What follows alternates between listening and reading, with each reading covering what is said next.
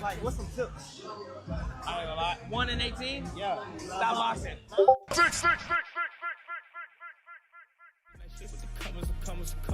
It's Canadian money, got blue in the finger from all of the plastic I'm thumbing. None of that whipping outside of the next nigga. See you in public. Perfect. Finish him.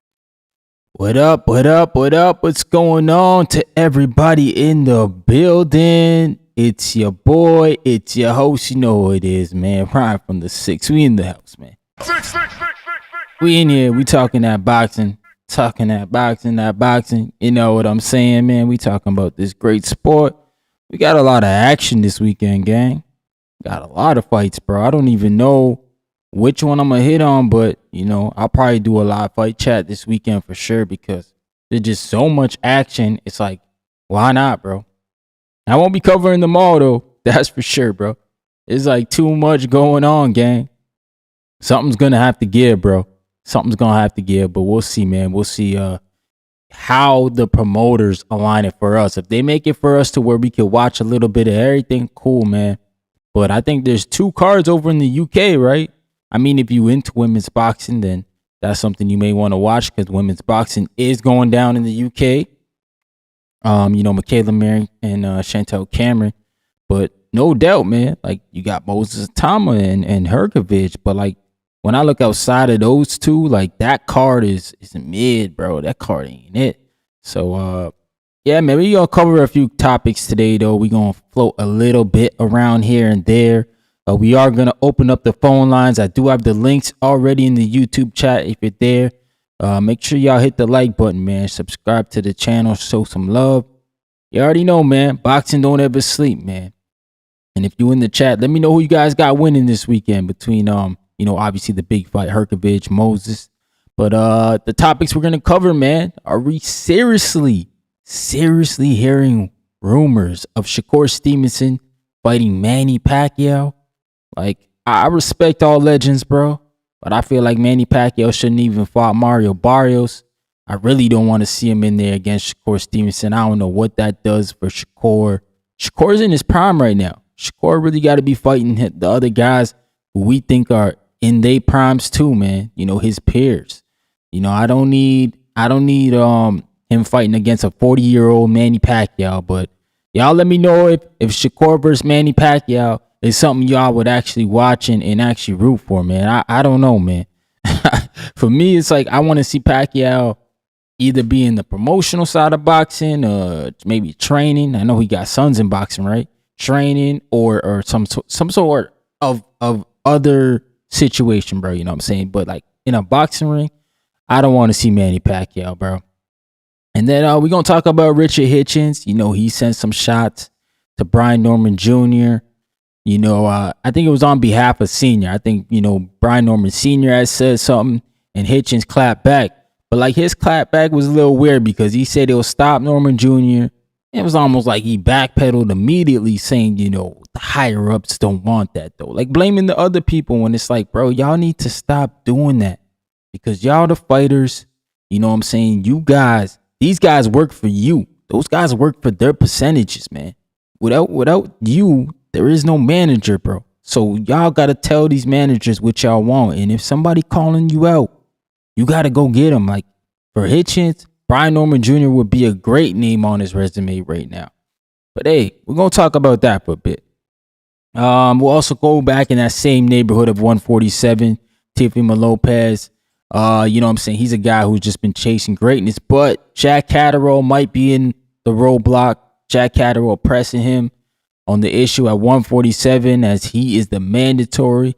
And Jack Catterall even doubled down saying that the WBA promised him the opportunity at a mandatory slot if he beat Giasov, man. So, I mean, he's going to probably have to face Teo. And I don't know how Teo's going to get around it. This is boxing. There's a lot of politics in boxing as we know it. It's that type of sport.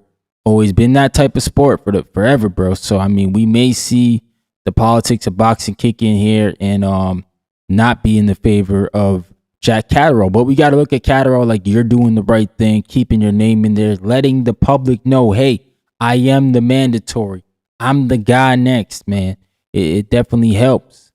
And then obviously I got a couple clips from the weigh-ins, the Moses Atama. We'll show that slap there. We'll show that slap and that little, they were talking, bro. They were talking. So hopefully that's a good fight tomorrow. I want to see how it goes down, bro. And same with the women too. Michaela Mir and Chantel Cameron, they had their face off as well this morning. Well, kind of I guess midday. And they had a little bit of a little not really tussle, no slaps, but definitely words were said, man. And we got a lot of topics, bro. There's a lot to talk about. Ryan Garcia, I just saw him in the interview, basically saying Conor Benn ain't gonna make it, man. He's saying Conor Benn went too far up in weight. He doesn't think Conor Benn's gonna make weight. He talks about Conor Benn struggling to make 149 against Regis Prograis. So he doesn't even know if he's going to make it for this fight. But we should see. And Dimitri Bivol's returning to face Callum Smith. You know what I'm saying? Like, are we going to start to have to put the duck label on Bivol? Because we've been waiting for him to fight Better BF for what seems like years now. But that's what he's coming back to do. It was a mandated fight from the WBO. But I think yeah, man, we got to look at Bivol crazy. I know his last 2 fights have been mandatories. Some people going to say, he's got to keep his belt, though. But it's like, man, it kind of sucks that, Better BF gave you the opportunity at a rematch. And now it just looks like you just running away from the trilogy. Bivol, who I'm talking about. But, hey, we'll see, man. And, out in L.A., Lester Martinez is back going against Luka Plantage. 2 undefeated guys. We'll see how Lester does against the Croatian. And on the undercard is Najee Lopez, man. He's going against Juan Carlo. 2 undefeated guys as well. So we're going to see some undefeated records get cut in the main and co-main. And we also got Cardenas on the card. That is Pro Box debut card for the $5, man. So shout out to Pro Box. Shout out to everybody in the building. I really appreciate y'all, man. Make sure y'all hit that like button, man. Y'all know what it is. I'm your boy. I'm your host, Ryan from the 6. We in the building, gang. Shout out to Bertha Gomez. What's going on? He said, did you see that slap in the weigh-in? Yeah, bro. I saw the slap, man. I was geeked up for it. I'm gonna show it for sure, man. I'm gonna show that slap, bro. What up, Logan Little? What's going on, man? He said, peace, Ryan. I'm done with Pac-Man. Yeah, me too, bro. I'm done with Manny Pacquiao. I like Manny Pacquiao as a fighter, no doubt. But I just don't think like at 47 years old, he should still be fighting. I think he should be retired. He should be doing something else, man. My man Bertha Gomez said, I have Moses Atama and Lester Martinez. I bet 1,000. Okay, salute. Shout out to both of those guys, man. I like Lester Martinez too, man. I hope he gets the dub. Lester Martinez, him and Billy, they had a battle, man, an absolute war. I think we deserve to see another one, but that's remain to be seen because and Billy got to beat Canelo, and Lester, I don't even know if he gets a Canelo fight if and Billy beats Canelo, right? So we'll see, man. We'll see what happens, bro. Man, Logan Little said, I understand the bag, but I want to see these young cats fight each other. No, that's a fact. That's exactly my point, man.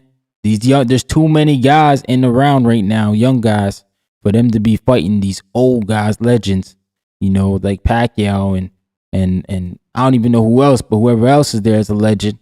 They all need to just bounce, bro. The legends can fight each other, but like they shouldn't be fighting our guys who are in their prime right now, and that's nasty work, man. We gonna talk about that one first. Shakur Stevenson versus Pac-Man. Manny Pacquiao's in the rumor mill. I don't know how much truth it is. Obviously, it's the rumor mill. I'm not saying anybody confirmed sources really came out to say it. Nobody that I would say that I, think is a respectable or credible person to be like, yeah, if they said it, it's probably true. But you're just seeing it pop up everywhere. And it's like, really, like what made that pop up everywhere? Like, why? And what weight would they fight at? Because I feel like Pacquiao, his last fight was 147 against Mario Barrios. So what, Shakur Stevenson's willing to fight at the full 147 for 47-year-old Manny Pacquiao. Even still, man, if that fight's to happen, I don't know. Like, you see, these are the type of things that's like, okay, would Zuffa approve this? I don't even know if they would, man. I don't know how much sense it makes, but hey, for the pundits out there that think this is a good fight, I just want to know why. In what world do you guys think this fight's beneficial to Shakur Stevenson or to Manny Pacquiao's legacy? I mean, if Manny, obviously, if he beat Shakur Stevenson in his prime, that'd be insane. But like, I'm not giving Manny Pacquiao any chance to beat Shakur Stevenson, especially if he ain't beat an old Floyd Mayweather. He's older, so how is he going to beat a younger, type of guy like Floyd, man? I'm not going to give Shakur and say he's Floyd because, then people are going to come for me. But I'm saying they got the same styles, right? So how the hell is Manny Pacquiao all of a sudden supposed to beat that type of guy when he's, 27, 28? But he couldn't beat a Floyd Mayweather who was in his 40s or late 30s, man. So I don't know, man. But I think this fight is trash. Basuda, man. We don't need this fight. This one can get off the rumor mill ASAP. I think, honestly, there's work out there for Shakur. Man, I'd even take the Ryo fight over that right now. There's work out there for Shakur at 140 and 47 if he chooses to go. I don't know, man. I think even if he, obviously 47, if he goes there, there's a whole different conversation. So I don't even think he should go there, especially if he wanted to fight Devin Haney at 144. There's no point in going up to 47 then, So I just think Shakur Stevenson should hold it down to 140. He's got Ryo over there already as Zuffa. That's a possible, just a fight you can get off right now. I think for Shakur, you got to get back in the ring, bro. Like, I think that's the problem with these young fighters. They don't fight enough. They're only fighting like once a year. Devin Haney, he hasn't even fought this year. Shakur fought in January. It's like we're getting these guys twice, 3 times a year, and maybe 3. Three's active for these guys. We're getting them once and twice, and it's not like they're doing big fights like that.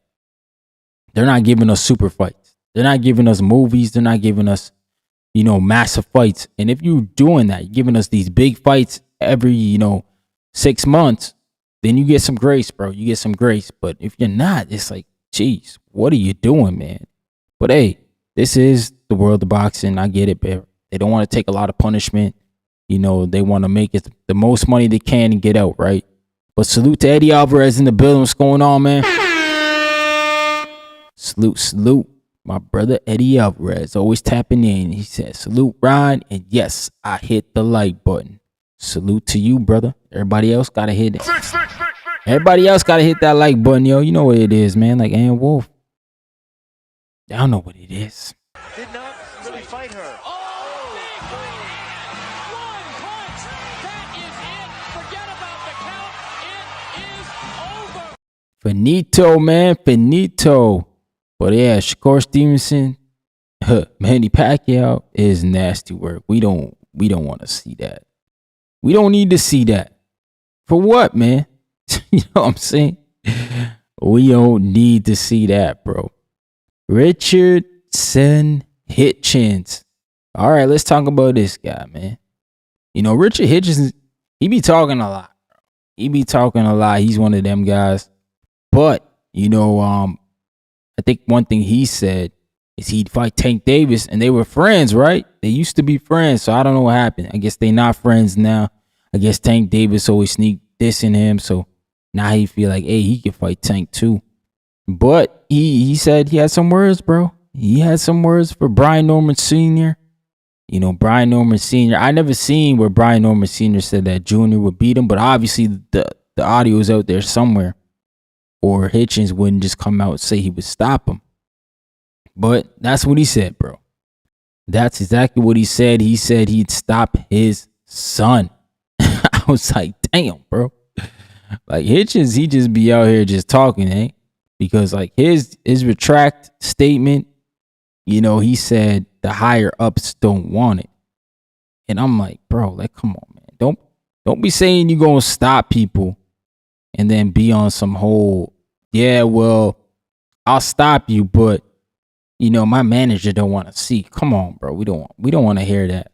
Us as boxing fans, we don't need to hear that, bro. But we gonna talk about Richard Hitchins, sorry, because I think he's a good fighter, no doubt. Great talent, bro. Just not stepping up to the plate when it matters, right? Shout out to Plexus stepping in the building. Salute my brother. But I got some Richard Hitchins audio for y'all on what he said, bro, about Brian Norman Sr. Goofy ass boxing. Brian Norman Sr., whatever. If I'm the biggest in boxing, have your son come show me I'm the biggest in boxing. Because I'm going to tell you something, homie. If me and your son get in that ring, bro, I will hurt your son. I'm not no Devin Haney, gang. I'm not no Devin Haney. Brian Norman. Yo, why he always compare himself to Devin Haney? Like, yo, I won't even front. That's every Hitchins video. He always say that. He always like, yo, I will. He always say, I ain't no Devin Haney. He say that to everybody. Trash. And I came to your gym in ATL and dealt with him after sparring Bud, after sparring Tiger, and dealt with your son, bro. Everybody in ATL done seen that. What you think gonna happen in front of the world? I will spank that. What's wrong with you? You bum ass coach. Get the boxing. And I told you was gonna lose to Devin. Yo, man. I mean, I don't know, bro, but shout out to Aki TV. He got the Brian Norman Jr. Audio here. I've never heard it, so I'm gonna hear it first. Like, I just heard the Hitchins thing first. Obviously, that hit my algorithm because Richard Hitchins, he be funny, man. He talks some good shit, bro. I won't even lie. Richard Hitchins, if I never watched boxing or nothing like that, I think he the baddest dude on the planet, bro. Because he talk hot shit. He from New York. He got the attitude.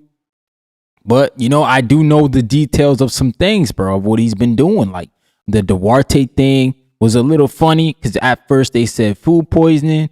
And then I heard him full out in the interview say, yo, money was an issue. And I'm like, what the hell? Like, money?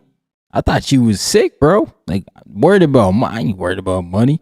But I don't know, bro, what's up with Hitchins. And then obviously we heard the Keyshawn Davis thing. Him and Keyshawn was supposed to fight on the TO and Shakur undercard. But they both priced themselves out. They both wanted crazy money. So I don't know, bro. I don't know. But here, we'll listen to the Brian Norman Sr. audio. It looks like he's on Mill City here.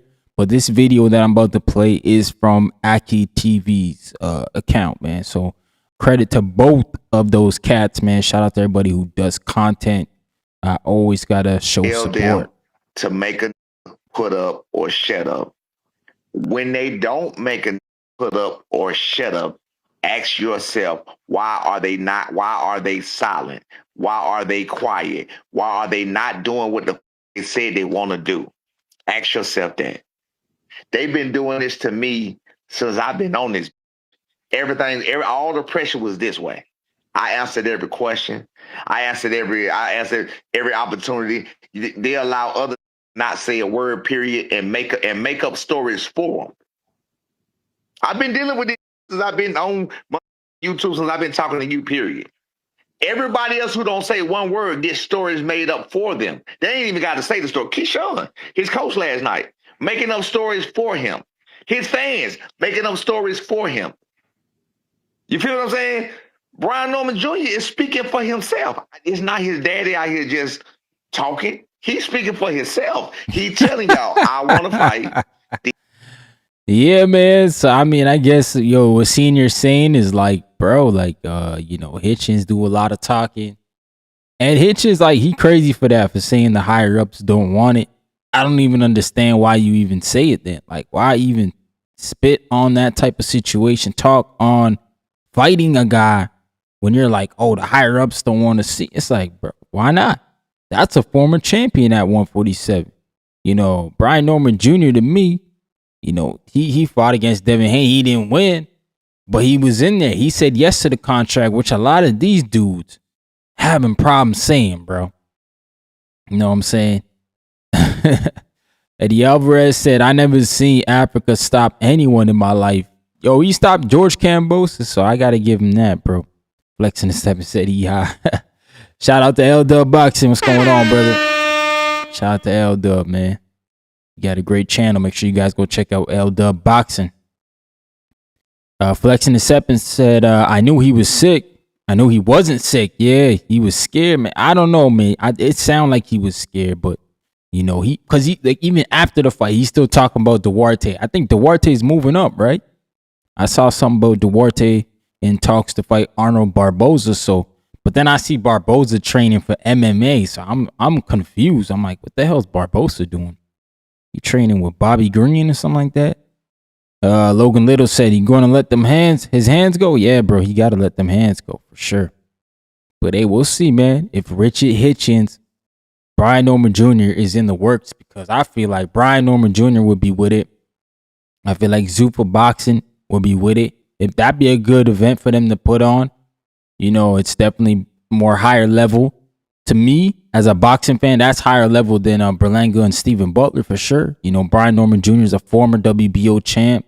Hitchins, former champ at the lower weight class. So, I mean, it gives them some talking points of like, these guys are world class, you know, both former world champions in their own right. They're both trying to get back to belts. You know, Hitchins in a new division trying to get the 47 belts, and Brian Norman trying to get back to reclaim his belts, you know. So it's a good story for both men, a good fight for both men, good fight for boxing fans, a great fight for Zuffa Boxing if they were able to get it.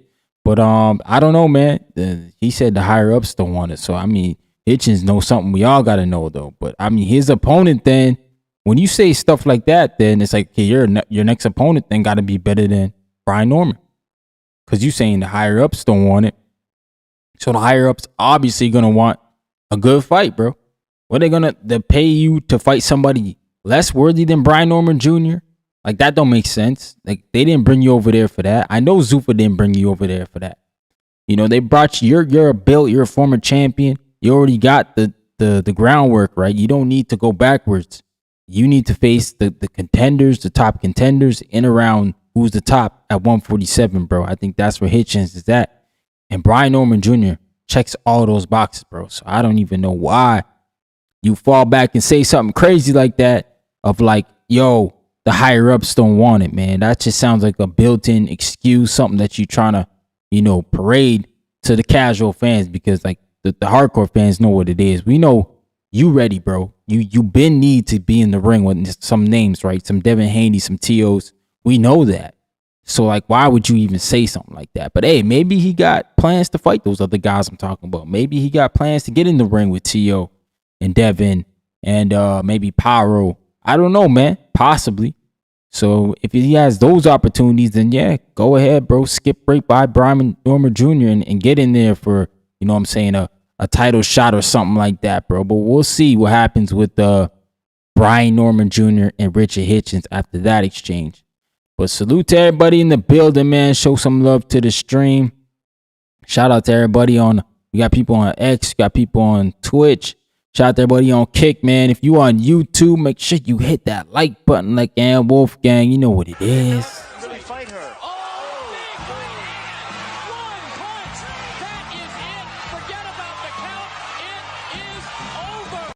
And yo, there's lots of boxing, bro. Lots of boxing this weekend. So we can all watch boxing, man. We gonna be looking crazy though on Monday.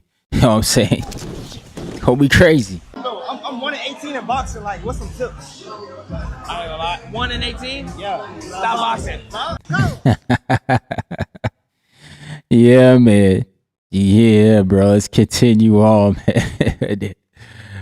Yeah, Jack Catterall, bro, he pressed the issue on Inside the Ring. They brought Teofimo Lopez up there, and Teofimo Lopez obviously, you know, is on a mission to become undisputed again. He wants the big fights, you know, signed, I think what he said, a 3-fight deal with DAZN.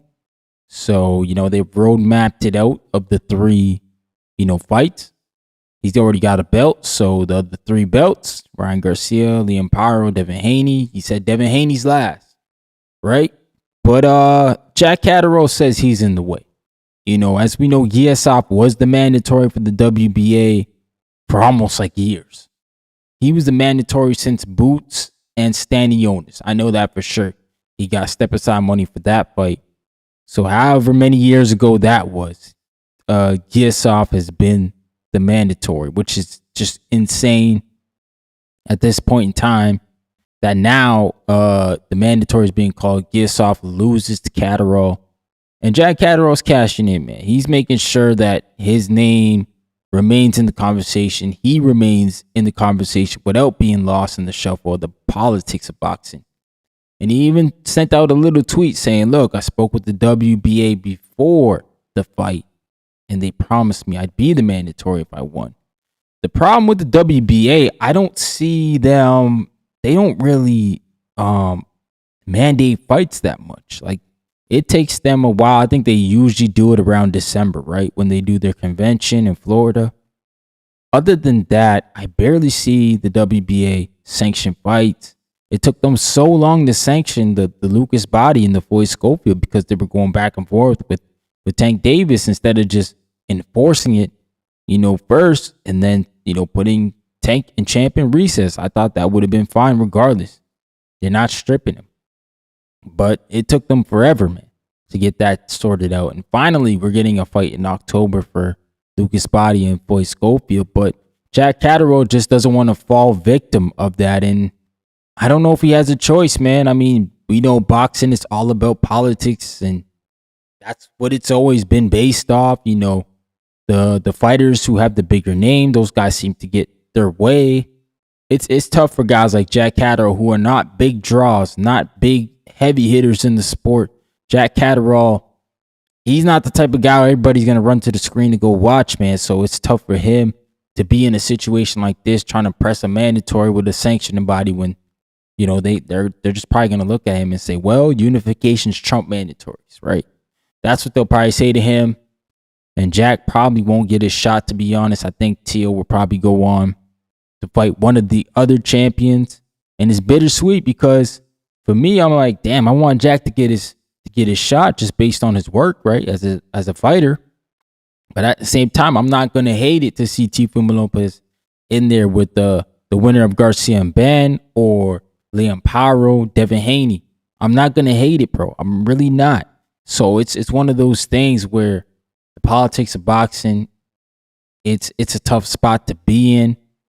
Freak, man, it's just one of those things. Like, it's tough right now for Catterall. If you're a Catterall fan, you got to petition, bro. You got to go on at the WBA and all this stuff. You got to hope that they mandate that fight. I doubt they will, man. I don't think they will. I think we'll see Teofimo Lopez in the unification probably early next year or whenever. I don't think it'll be the end of this year unless he goes after Liam Paro. But we'll see, man, what happens with Jack Catterall. I gotta hope Jack Catterall's got good faith, but if I was Jack, I'd just probably chase the money fights right now. When I say money fights, the most lucrative name outside of the champions, man, and those are the Keyshawn Davises, Richard Hitchins. That guy's a lucrative name. Those type of guys, those type of fights. Tiger Johnson, I mean, that's kind of a step back for Catterall, right? Because he's been a champ before.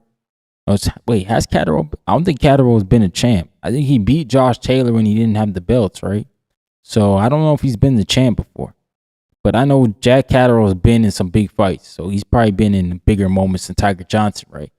But I'm just saying, like, for real, like, Jack Catterall's he's between a rock and a hard place. Like, he's in a tough place because he's not a marquee name. He's not a marketable name. And, Teo, they're going to push him, especially he got TakeOver Promotions now. He's got the DAZN deal. DAZN's got the backing. The WBA is going to look at the Teo fights as being more lucrative in the unifications. So that's what they're going to do, bro. They're probably going to tell him, like, yo, you can do the unifications, but for now, Catterall just got to keep his foot down on the WBA and tell them, man, send that paperwork, bro. Y'all got to send the paperwork, gang. Send me a contra. I know, baby. Send me a contra. I will kill you. Send me a contra. No play with me. Send me a contra. Yeah, send the freaking paperwork, man. Let's get it in. Let's get it ordered. However many days they need. Let's get it popping, bro. But it's going to be tough for Jack, bro, to convince the WBA. They just don't mandate fights at all, bro. They got a way of working, bro. So the WBA, they going to do their own thing. They not just going to mandate the fight, bro. But Michaela Mayer and Chantel Cameron, I think this is a 50-50 fight, bro. 50-50. Look at them in the pound for pound rankings. Michaela Mayer, number 7. Chantel Cameron, number 5. So, like, this is a pound for pound fight, too. Because I think whoever win this fight gonna get hella elevated, right? In the pound for pound rankings. So, Chantel Cameron's obviously giving Katie Taylor her first loss was the reason why a lot of people, saw her on the map. But, Michaela Mayer has been going up in divisions, going up in weight, taking belts off champions, doing it her way, right? Like, shout out to her. Her rematch with Sandy Ryan was dope. That was a good fight. And for her to keep going, getting these belts, putting in this work, bro, I'm telling you, man, shout out to Michaela Mayer. She's done well for herself post Alicia Bumgarner, man, because like that's when she took in the loss and she said, it's tough for her dealing with it. But nah, man, she's been on the right side of lately of taking straps off champions, like I said, and beating champions. And it's tough for her because she was with Top Rank. So Top Rank really wasn't pushing women's boxing. MVP's kind of held that mantle now. Salida Promotions got some women over there too, but Top Rank wasn't pushing women's boxing, bro. And they somehow headlined 2 cards. She did, Michaela Mayer. I know they did. Sandy Ryan and her did the first fight in New York where the paint incident happened. And then the second fight was on the, that fight was in Las Vegas, bro, where Brian Norman Jr. was on the undercard, right? And they had a good fight there too, man. That was the rematch.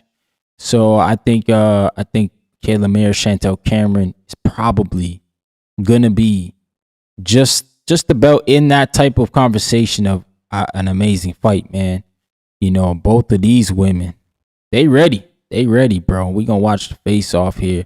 But I just saw somebody come in here. Shout out to my man Jovinson. What's going on, bro? He said Hitchins versus Keyshawn is happening on Fury undercard. Okay. Which Fury card? Because I don't know what's going on with the Fury AHA thing. I'm just staying out of that. 1, I wasn't even interested in the fight. 2, I was like, why the fuck they putting it in New York?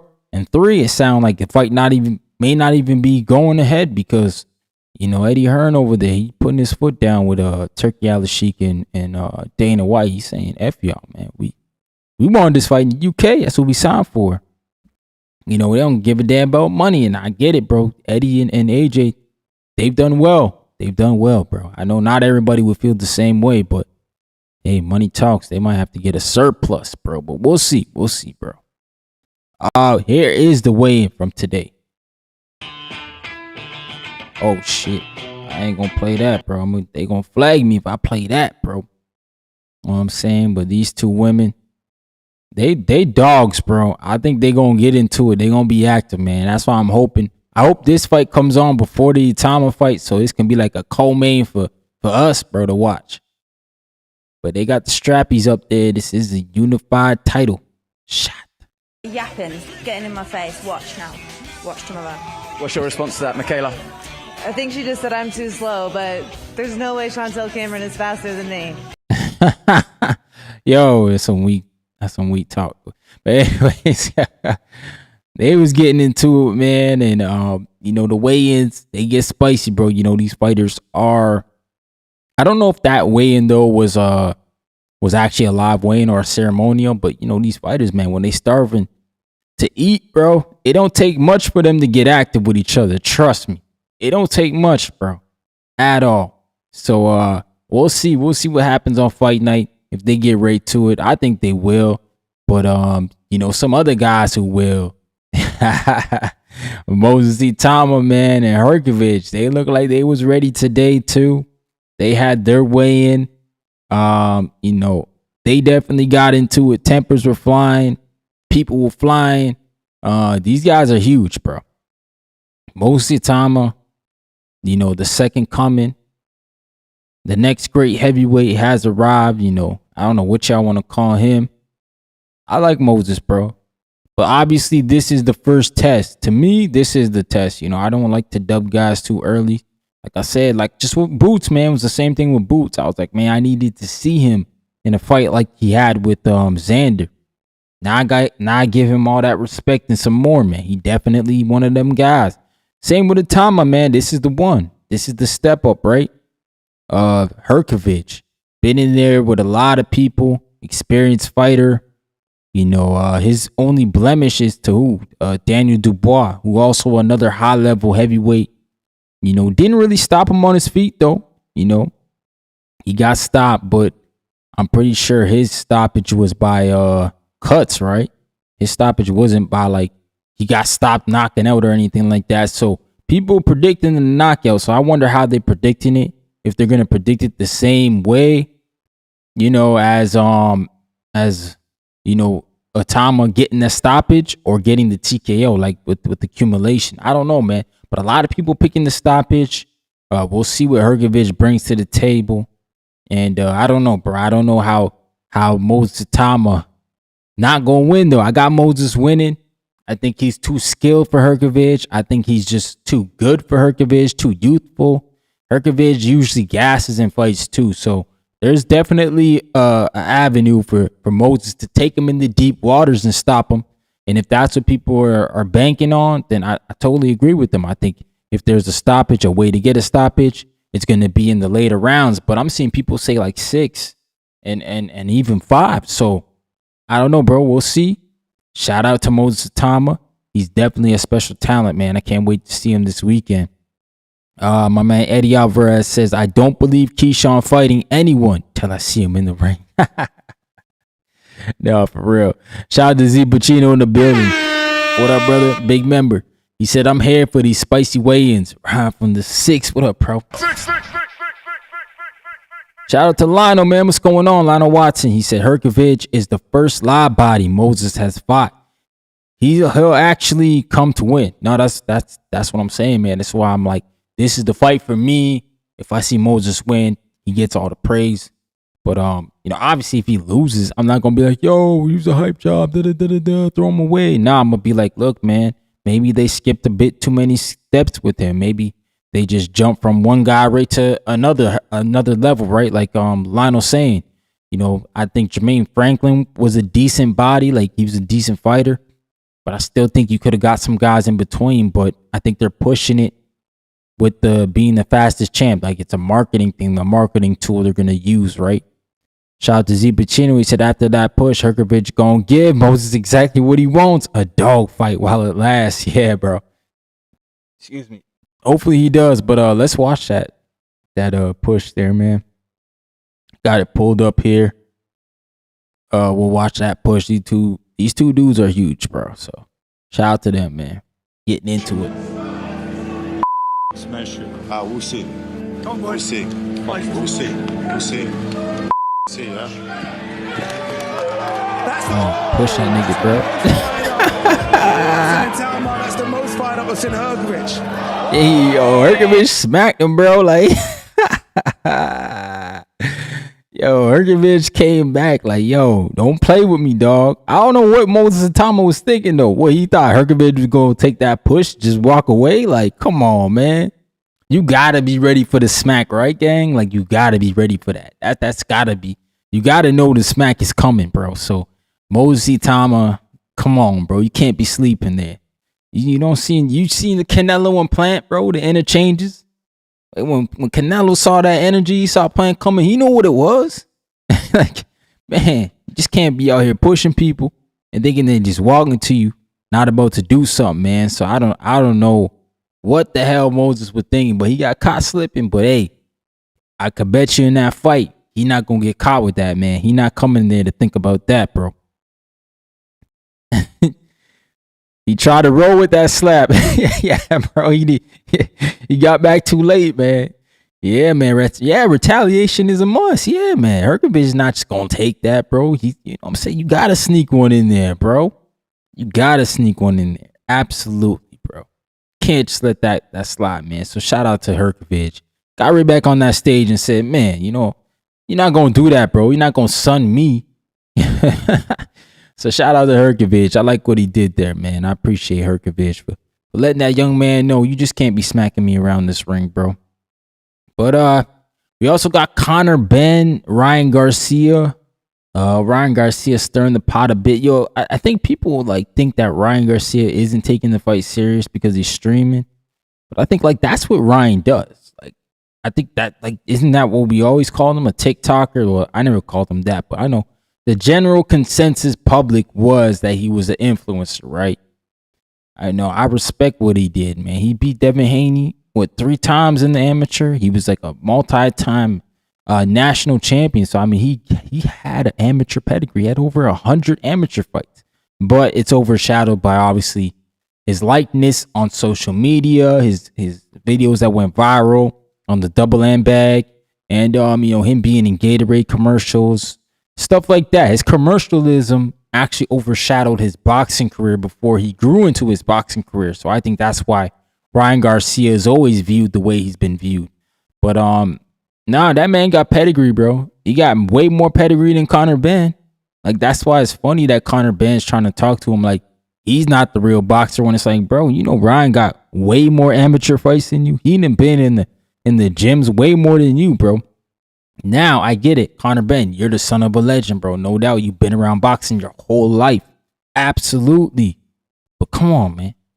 You can't be doing that to Ryan Garcia, bro. Cause like we all did it for a while, but he's certified, man. He won a belt. He a champ now. I think him streaming, I think is the way he promotes himself. Like I thought he looked good under Henry, way better under Henry Garcia than he did under Derek James. You know, he looked better listening to his pops. He didn't get the stoppage of Barrios, but he outboxed Barrios. So he listened to the game plan. I never heard his pops tell him to go out there and get the kill or, you know, hit the kill shot. So he didn't chase it. And I thought that was great, man. I thought that was great in what he was doing, bro. Shout out to Ryan Garcia.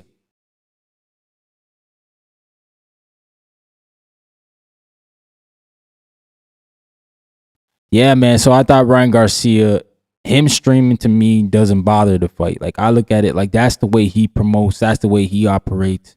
If anything, I'm saying that's his safe spot, bro. He's a streamer. He's got a fan base that's in there and he connects with them constantly.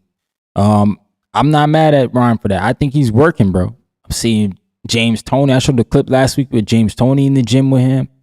You know, I think he's working, bro. You can hear other people online talking about him working. So I'm not worried like some people saying, yo, Ryan's streaming too much and this and that. I look at it like that's what he do, man. That's what we all know him as, a streamer. So like that's what he do, you know. So he gonna keep doing him what got him there, right? And I don't see no issue with that, bro, at all. Shout out to Leonard Sterling in the building, my guy. What up, bro? He said Ben looked like a dried up prune or raisin. H-Town in the building. What up, champ? Salute to H-Town, bro.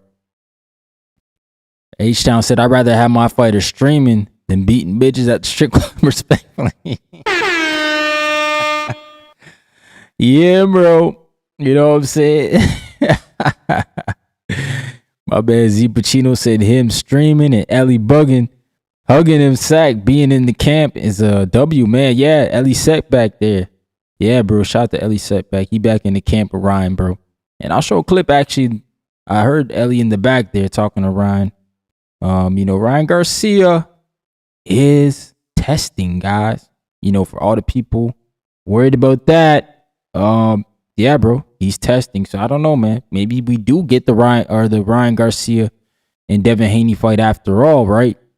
I hope so, bro. I hope so, because I know testing was a big conversation, and it seems like for this fight, you know, Ryan Garcia is taking the right protocols, and he talks about random testing in the gym, bro. You know, and shout out to him. What are they? Shout out to Fight Hype for the video too, man. Catching Ryan Garcia. So obviously he's in the gym, bro. Like y'all gotta stop worrying about him. He's in the gym. May not look as ripped there, but he looks like he's almost on weight. Total lies. Do I want to be tested randomly while I'm training? No, but you gotta do what you gotta do. Did that hurt? What? Did it hurt? Yeah. No. No, but you train very hard. You're a clean athlete. You always been a clean athlete from day one. It's nothing new. When you've been boxing your whole life, At least that, man, bro. Always throwing shots, bro. I already possess the power that I have and everything I got, speed, power, since I was little. So, you know, I got tested with Haney, getting tested now. To me, this is just regular protocol for me. My guy Hugo right here, the best in the game. You know, they might as well give him a crown. He's the best. Yo, Hugo said, "Don't show me." He said, "Yo, y'all don't want me to. They don't want me to know I'm coming, yo. You know, don't show my face, man. They not supposed to know when I'm in town, showing up to these guys' gym, bro." Shout out to Hugo for that, man. He said, "Don't expose me." He said, "I'm supposed to creep up on these fighters when they don't know, man." Oh man, my man said Dev needs to survive Africa. Yo man, Africa always comparing himself to Dev. I just played that clip. He said, "I ain't no Devin Haney." He always say that, man. every single video, Hitchins say he gonna stop somebody. He ends it with, "I ain't no Devin Haney, bro." I'll be laughing, bro. But shout out to Leonard Sterling. He said, "Congratulations to Joshua Frazier getting the KO win yesterday." Yeah, bro. I'll show a little clip. Somebody actually got a bit of it. I wasn't able to make it out, bro. It's weird what's going on in Canada. I don't know if this is going on in America, or in the UK, Leonard. But the younger generation don't want to work, bro. Like I make decent money. I ain't gonna say I'm making like 120, 200K a year, but I'm making like solid 90K a year, and like. You don't need much to get into this job. So it's like, why are people not jumping on it, right? But like these kids come, they get hired, and literally they like, "Oh, it's too tough, too hard." They gone, bro. And I'm like looking at them crazy. I'm like, bro, like we got pension, we got healthcare, we got everything coverage, bro. If you something happened to you, you got life insurance, like you got a full package, bro. Like you gonna be fine once you done here. You coming in here 20 years old, you gonna be retired by like 50. You got the rest of your life to do whatever you gotta do. You got a pension, everything's saved. But it's like, bro, they looking at it like it's just hard work, so they can't do it. And I'm just like, wow, bro, like this generation just don't want to work hard, man. I can't comprehend with it. It's weird, bro. But that's my rant on these cats, man, because they tripping, man. They tripping. So I couldn't get work off to go and go down to the fight. But that's all right, man. My brother is like he was coming into that fight as he was number 50 on BoxRec. Now he's moved all the way up to 34, man. So we right there, man. We under some guys right now. Yoenis Tellis, I think that'd be. Oh shit, I got this mad small for y'all. I be forgetting to blow up the screen every time I go to it. But yeah, you got like my brother's there at 34 now. Sorry, go down some more. It's blocked at 34. So yeah, man, we got some guys here like Rashidi Ellis. I don't know what he's been doing. Keith Thurman, we know he's probably gonna retire. Yoenis Tellis, that's a good fight. We want that fight. That's a good scrap. Yo, what up, Hector Bermudez? What up, bro? Santillan, he's supposed to fight a Boss Baru, but that'd be another good fight. Yo, Lubin, we don't know what he's doing. Adams, yo, I'd like that fight too. Nikita Zoo, definitely. I don't know how he's ranked 15, but like, hey, whatever, man. They getting him the fights out there at No Limit. They doing him justice, man. But another Ryan Garcia clip I wanted to play for y'all was the one where he talking about Conor Benn not making the weight, bro. You don't think Conor Benn's gonna make it? Y'all think Conor Benn's gonna make it to 47? Because you know Ryan Garcia, he think he's saying nah, he ain't gonna make it, bro. He think like that dude couldn't make 49. He definitely not making this, bro. And I kind of agree with Leonard Sterling. Like Conor Benn don't look too good right now. We know you ain't. He don't look too good at all, man. But we'll see what King Rod got to say about it, bro. Ain't doing good. We know you can't make weight. This is why Conor Benn said this is his last time at 147. We know you ain't doing good. He said, we know you ain't doing good, bro. Ryan Garcia funny for that one, bro. He said, we know you ain't doing good, bro. We know you can't make weight, gang. He's just exposing that, man. And I seen the pictures too, just like y'all. I seen the pictures. They look bad, bro. They do look bad. But I mean, Conor Ben, this is a gift and a curse, bro. Because Eddie Hearn made this shit happen, right? If y'all remember the timeline, Eddie Hearn went to the WBC convention. They told Mauricio and them they coming back down to 47, and they were granted the number one spot. They were granted it without fighting in the division for what 3-4 years. It was granted the number one spot, man. So freaking my man, it's crazy, bro. It's crazy that freaking Matchroom got that done for Conor Ben, and then we saw how it all transpired with Conor Ben turning around leaving for Zuffa, right? That's why Eddie really sick, bro. He positioned Conor Ben to be essentially screwed out of a big fight. Because I'm sure Eddie Hearn was looking at the Ryan Garcia thing too, especially knowing Ryan was going to be fighting Mario. He was probably looking at that, okay, we got another super fight coming up. And that was snatched from Dana White. But here's also Ryan Garcia talking about, Conor Ben struggling. This time he with AB. When your fight, gang? September 12th. What y'all fighting at 54 or 47? 47. Is he gonna make it? Huh? I don't think he's gonna make it. He was struggling to make 149. I don't think he's gonna make it either. If you do, then you ain't got no claws in. Let him get up. Huh? Let him go up. No, the more weight you get after the fight, the slower you are. Yeah, man. So it sound like they gonna let him blow up, right? Which obviously we all know there's no clauses in championship fights. Usually no clauses, but yeah, there's no clause here, man. In this fight between Conor Ben and Ryan Garcia, they fighting straight down for the 147 crown. And yeah, we'll see, man. It should be a great event, man. Shout out to Big Money in the building. Salute, Big Money. What up, bro? Salute. I do got a links pinned to the chat. I'll drop them again for y'all, man. Leonard Sterling said, someone came in the chat saying it's Hitchins versus Keyshawn, not Haney on the card. Yeah. I've never heard of Haney being on the Fury card, but Leonard Sterling, I don't even know what's going on with that card, man. You think it's going to get to the finish line? I mean, that fight is so, like what? That Fury Joshua fight is what, 8 years old? It's aging like spoiled milk now, man. But we got Stock Chasers in the building. My brother Stock, what up, bro? What's going on, Stock?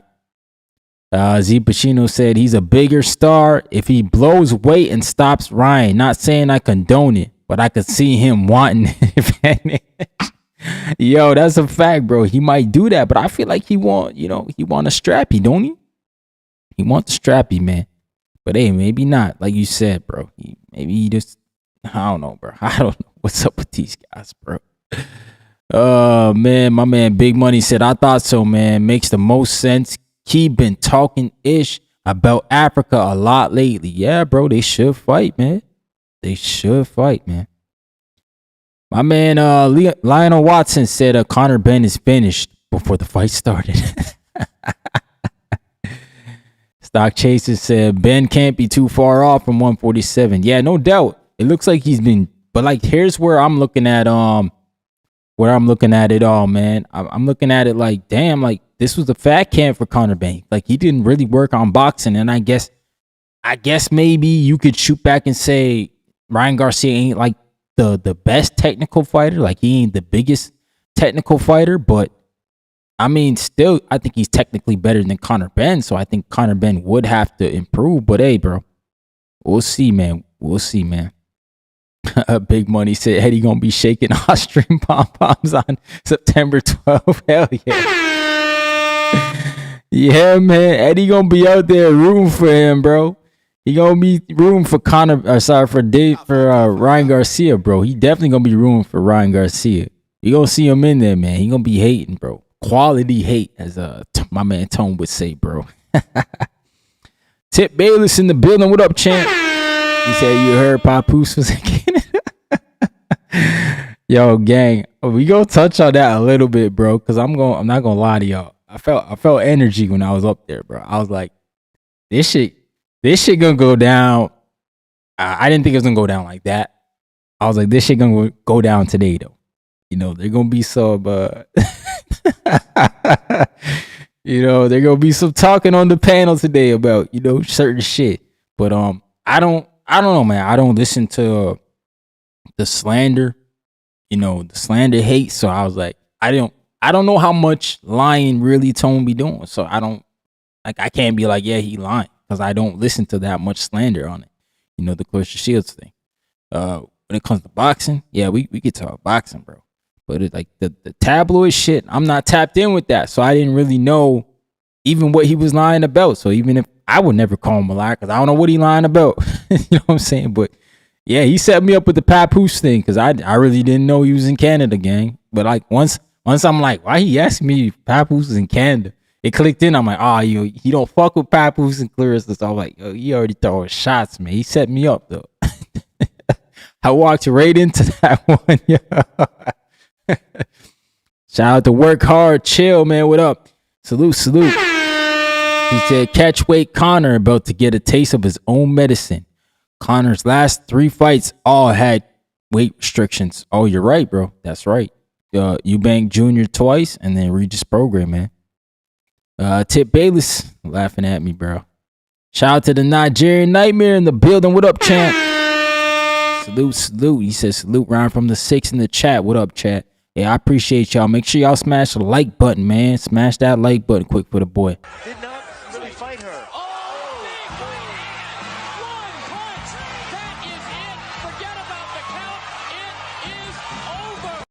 Yeah, man, I'm gonna throw those links back in the chat for y'all. Also put the panel link up for y'all in a second here. Let me make sure it's turned on though. But yeah, man, we do have the goal though for the stream, man. $20. You know how I do, man. Just any contribution, you know, to the stream is all love, bro, over here. But we do have the $20 super chat goal for the stream. You know, $2 will do it. Let's get some love in this. Let's get some of the color in the chat, man. Get some love in the chat. But let me drop those links right quick if I could find them for y'all. I got a few more topics, bro, that I do want to talk on. Obviously, I'm gonna highlight Bivol, man, because Bivol, you know, I still bat for Bivol. I got him over here somewhere. There he is, Bivol behind me. I still bat for Bivol, but Bivol doing some ducking, gang. He doing some ducking. But better BF, he picked up the belts and ran. It's official, bro. Bivol left the basketball court. He left it. He won. He lost the first game.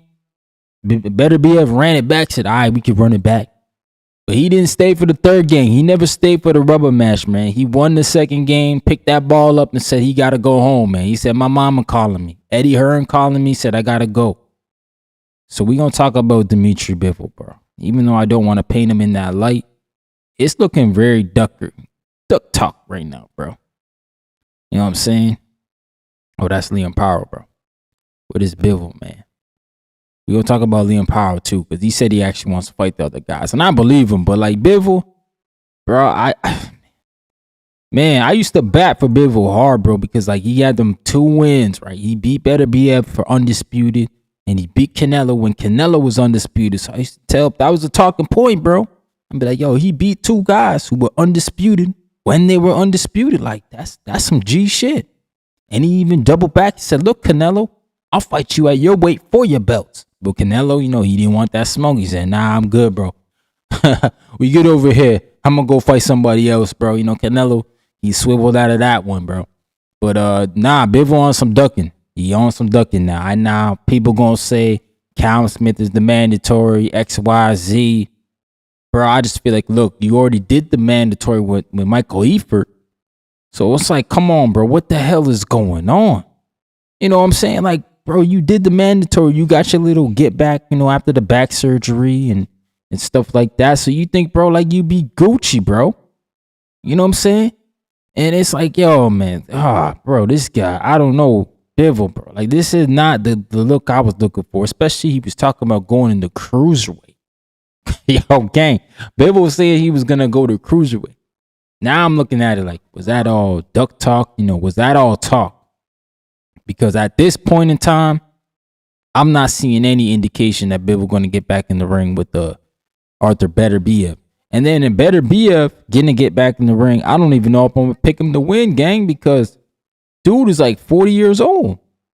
You know what I'm saying? He's 40 years old, bro. So I'm looking at it like, holy crap, like he may have aged my man Beterbiev out. I can't be mad with it. But shout out to my brother Z Pacino, man, for hitting the freaking goal like a G, bro. $20 super chat, man. He said, as Johnny would say, we family, hell yeah. Always family on this side, man. Salute to my brother Z, bro. Them chips with the dip, bro. I want my chips with the dip. That's all I know. I don't want my chips plain. I want my chips with the dip. So bring them dips. Yeah, bro.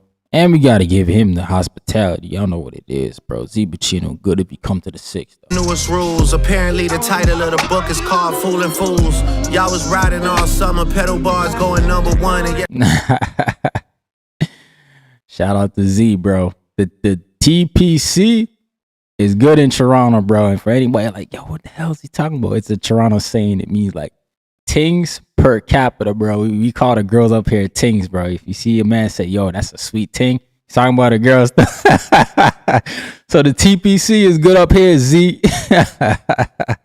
Yo, man, my man Stock Chaser said Beterbiev must be cracking, man. Hell yeah, man. I don't even know how Beterbiev is, man. Like, he ain't fought since the Bivol fight, which has been like, what, like 2 years almost? Like crazy, bro. He's KO for life, bro. What's going on, bro? Salute. He said, Ben getting slept? I don't blame you, bro. I think he is too, man. But, you know, some people are worried about Ryan Garcia and all his antics and stuff like that. So, you know, we'll see, though. We'll see, man. KO Life said, Bivol just coming off back surgery. Relax. Nah, his wasn't his fight with Michael Eifert off back surgery? Or did he get another back surgery? I thought he had that fight for the IBF, right? Michael Eifert. That was a couple months ago. Or last month or something like that. But anyways, I know he had a fight, bro. He had a fight for sure.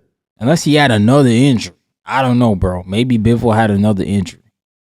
But whatever, man. Callum Smith, that's not really a tune-up, so I don't know. I don't know what's going on there with Bivol, but yo, I'm just like, you know, forget all that, bro. Bivol, I like Bivol, but it's like, damn, gang. It's making it hard, bro. Like Callum Smith still gotta go face David Morrell, bro. The freak is he doing?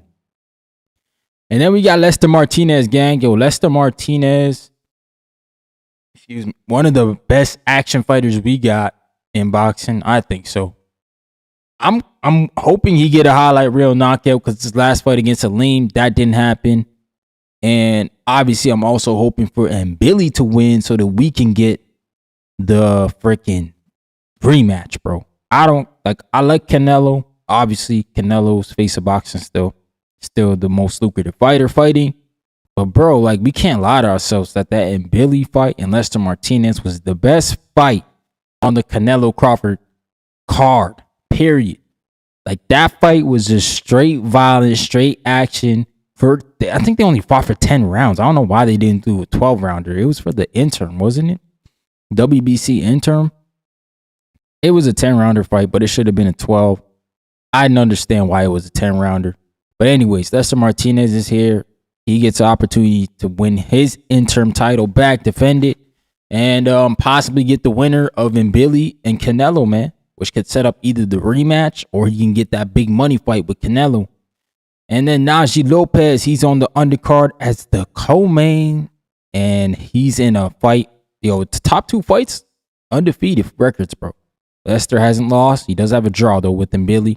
And Luca Planted, he's 13-0. But he got 10 KOs, man, so only 3 people been the distance with him. But we don't really, like, I don't know if he's had quality opposition, right? So, I mean, we'll see, man. We'll see. Najee Lopez, though, becoming a big player at 175, man. I think the the biggest fight for Najee, if he can keep winning, I think him and Ben Whitaker are kind of on a crash course, right? I think obviously he's further along because he got more fights, but Ben right there. And like Ben Whitaker got the talent, right? He's more of the poster child of the division, especially with Bivol being older and Arthur. The new guys are coming in. It's kind of led with Ben, right? But Najee Lopez, he ain't no freaking slouch, bro. He's an absolute dog. He's been in some dog fights as of late, and I don't think this is gonna be any different when he fight Juan Carlo, man. Who's 15-0, 11 KOs. Both these guys are ranked in the WBA, so it's a ranked fight for Najee. It's gonna elevate him, man. Najee Lopez is one of them guys, man. So we'll see, man. I like what Najee's been doing. And then we also got Ramon Cardenas is back. This is the first card for ProBox on the $5 per month membership. This is a good card, man. For $5, I think you're getting your money's worth here for sure. ProBox always seems to have good matchmaking, so you can understand that, hey, the undercard's probably going to be good as well. And I think with them going to this model, I guess, $5, people looking at it like, yeah, that's not a lot of money. But, hey, man, it can make a difference if you get a lot of memberships going to help pay for these purses and get better opposition out here. I think that's where ProBox is moving, into trying to get better fights, bro. And the only way that happens is obviously you got to find ways to get more money to the platform. They're on weekends now, so they're getting paid by casinos and venues, which is good. They got licensing fees. So I think ProBox is on the right path, bro. I always like ProBox. I like what they do. And yeah, I'm gonna support them, bro. I'm definitely gonna get the membership and watch this weekend for sure, man. I don't know, might end up doing the fight party for that because that's a night card. So, that's going to be action, bro. Especially those 3 fights there at the top of the bill. And then it's ProBox. You always know ProBox is going to have good cards, bro. Like, I count on them for that, for sure. Liam Paro, gang, he said he let off what he wants Teofimo Lopez next. That is the fight he wants, but he didn't shy away from some other fights, with the other champions. And even said, Mr. Haney didn't send the contract, bro. Didn't send the contract to him. So we'll see what Liam Paro had to say. I'll play the audio for y'all. He was over at the Nikita Zoo fight. Yeah, he was there for the Nikita Zoo fight. And he speaks about obviously the rumors we all heard on the internet with him getting in the ring with Devin Haney. But he highlighted Teo first, man. I'm not gonna front. He did say Teo's name first, bro. So I guess that's the one he's focused on, right? After watching Teo the other night, I was always confident I could beat him, but that just put the cherry on top. I want him in a unification fight. It makes sense. There was talks of Haney, but it was just clickbait. It was just social media, and we know the Yanks love to just blabber on socials. I'm not about that. I like to fight. So look, I've always said I'll fight all of them. I've proved that in my career, and if Haney wants it, send us a contract. Give us a number to work with. Don't just talk on socials. And look, they all can have it. I want them all. That's it. It is a glamour division, isn't it? I mean, you talk about every one of those champions, every one of those fights are a massive fight. The fact that Liam Paro is a world champion in this division, I think that's his manager there. Names like that, I'm excited for what's lying ahead. I've got to control myself because we are heavy into conversations with a few different people, and I wonder who them people are, silly, man. We do have some good news coming, not far away. I don't know, man. I don't know who they fighting, but his manager did say they got some heavy conversations going on with somebody. Bro, do we think it's Teo? I don't know, man. But salute to everybody in the building. Yeah, he said the TPC. Yeah, bro. Shout out to my brother Oscar Perez in the building. What up, Oscar? He said, who's ready to pay for that whack-ass pay-per-view? Because I ain't. Yeah, bro. That pay-per-view is trash, man. I'm sorry. I like Moses Atama, but that should not be on pay-per-view, gang. That's got to be one of the zone's free fights. They got to do better than that, bro. VLM, what is going on? He said Bivol had a elbow surgery after the Efort fight. He had a back surgery before the Efort fight. Damn, what the hell's wrong with Bivol? He just breaking down, bro. He said Bivol's not far removed from back surgery. Let him get a couple tune-ups. He's not ducking. I don't know, bro. We gonna see, man. We gonna see. He don't even mention Beterbiev anymore. Don't even mention that guy. He act like he don't exist. So, I mean, we'll see, man. We'll see. I want to give Bivol grace, but it's just like, it's crazy, right? It's crazy. Now, Benavidez is the true duck. El Patato. Is that how you say it? Or is it Pateo? I don't know, man. Is Benavidez the duck, though? I mean, he did say he was going to fight Bivol when he went up to Zerto, which I thought was crazy. I'm like, why would he even say that? That's the biggest, like, weight gap from light heavy to cruiser. For you to make that jump and then literally say to us, the fans, like, we stupid. You coming back down. Nah, man, we know you was capping, bro. Like, we knew you wasn't coming. So, I don't know, bro. I think, like, Benavidez did himself a disservice when he lied to the fans, bro. Lied to everybody. But we'll see, man. We'll see. What is the platform? YouTube? Yeah, Nigerian Nightmare. I think if you just get the YouTube membership, you get the access to the stream, essentially. So it's like a members-only stream, pretty much. He said, damn, the Yanks yapping on social media. Yeah, bro. That's what Liam Paro said. He said he ain't doing all that yapping. He said they are, though. Bill Haney. Yo, Bill Haney came up here one time. Shout out to Bill. Hopefully he tuning in, man. Yeah, Bill. Gotta come up here and debunk my man, Liam Paro, man. He out here talking this greasiness. I know, baby. Send me a contra. I will kill you. Send me a contra. No play with me. Send me a contra. Yeah. That's what Liam Paro said. He said, send me a contract, bro. We good. You know what I'm saying? Shout out to Leonard Sterling. He said Tio is a cherry pick, man. Paro sees food. Damn. Yo, do y'all think like do we think that Teofimo Lopez is the weakest champ right now? I mean, that'd be crazy to say, but I mean, some people are saying, you know, Rolly was the weakest champ. And, you know, I don't know, man. I don't think that at all. I think Tio could beat Paro, but hey. Leonard Sterling said Australian X-account say sources said that Paro team asked for $2 million. They never heard anything back from Haney. That's all they asked for? Weren't they about to give 3 to Keyshawn? Bro, they better saddle up and give Paro that $2 million. What the flip? That don't even make sense. At least Paro's coming with the freaking belt. Keyshawn wasn't even coming with any of that. Like, yo, that's insane, bro. I hope you're wrong about that, Leonard Sterling. Because if so, like, I don't know what's going on with the Haneys then, man. They gotta send that same contract. Or they could have been saving money to put money to the undercard, gang. Like, for real. Like, I just don't know, bro. Like, that's wild. To say, hey, man, we're going to give up that much money. Man. Oh, shoot. My man Rico hit me up. He said, bro, would love to run the show. Oh, my bad, Rico.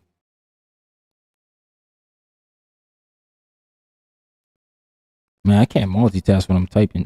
My bad. Hey, Rico said he want the panel link, so let me give Rico the link right now, gang. You want to come up here and talk that boxing, you know. Shout out to Rico, man. I had we had round 1 up in here, crashing out the other day. It was crashing out. He was talking about Clarissa Shields, yo. That shit was funny. Oh man. Oh shoot, man. I didn't even share that, did I? But yeah, let me go ahead and damn, why everybody messaging me right now? Messing me up, man. Australian, I can't believe they sent that Leonard Sterling. That don't even make sense, bro. Like, real talk. Like, why would you say you want to unless they're capping, bro? Unless they're just trying to get the Haneys at a position, they could be capping and just, you know, just talking that ish, man, just like some people do. But like you said, I would find it hard for them to just say that and not really back it, man. Because I mean, if Devin Haney and them, they go ahead and call that bluff, then it's like, you know, now you got to go ahead and send out $2 million to them, and they got to accept the $2 million. So I guess it's one of those things. that we'll see, man. We'll see what comes to fruition of it.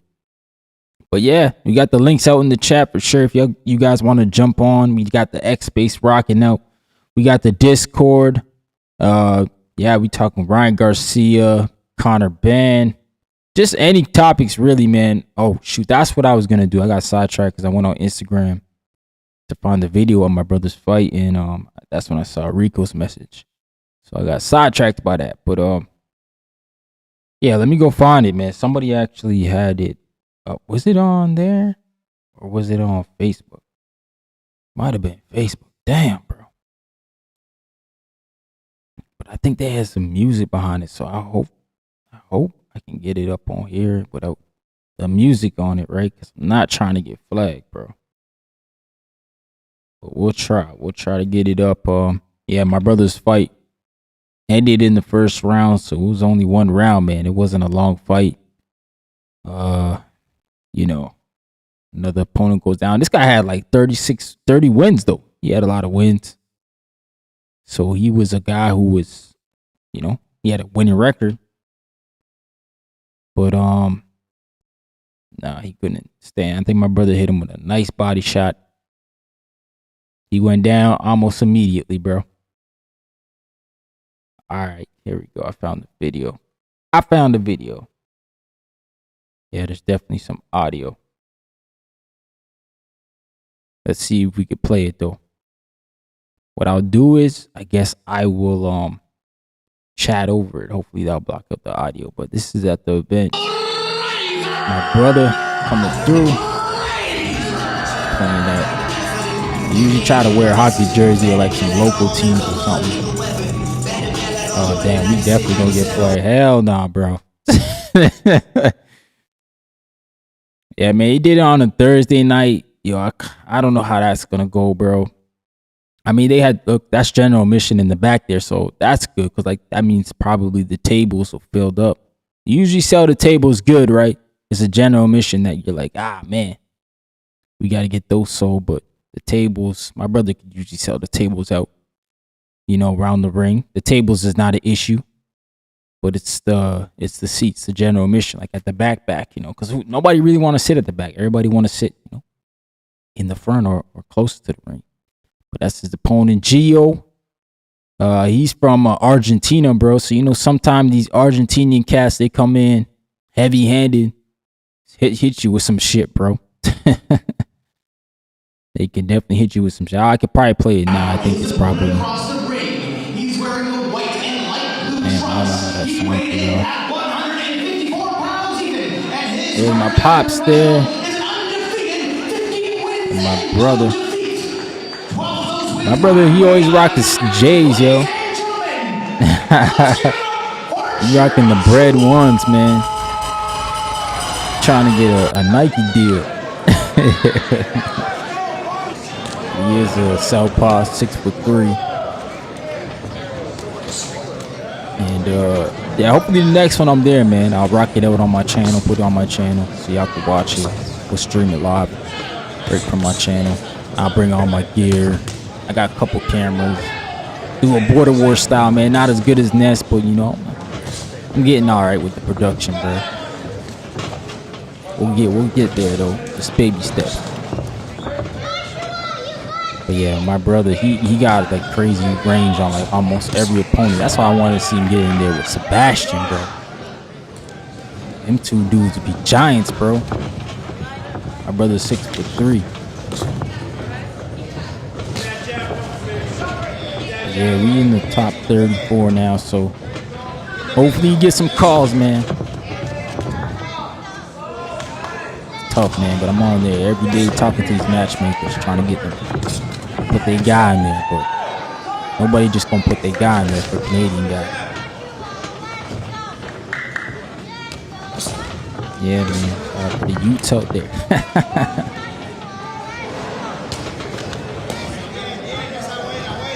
Yeah, dude don't got power, man. If my brother not backing up on set, he ain't got power.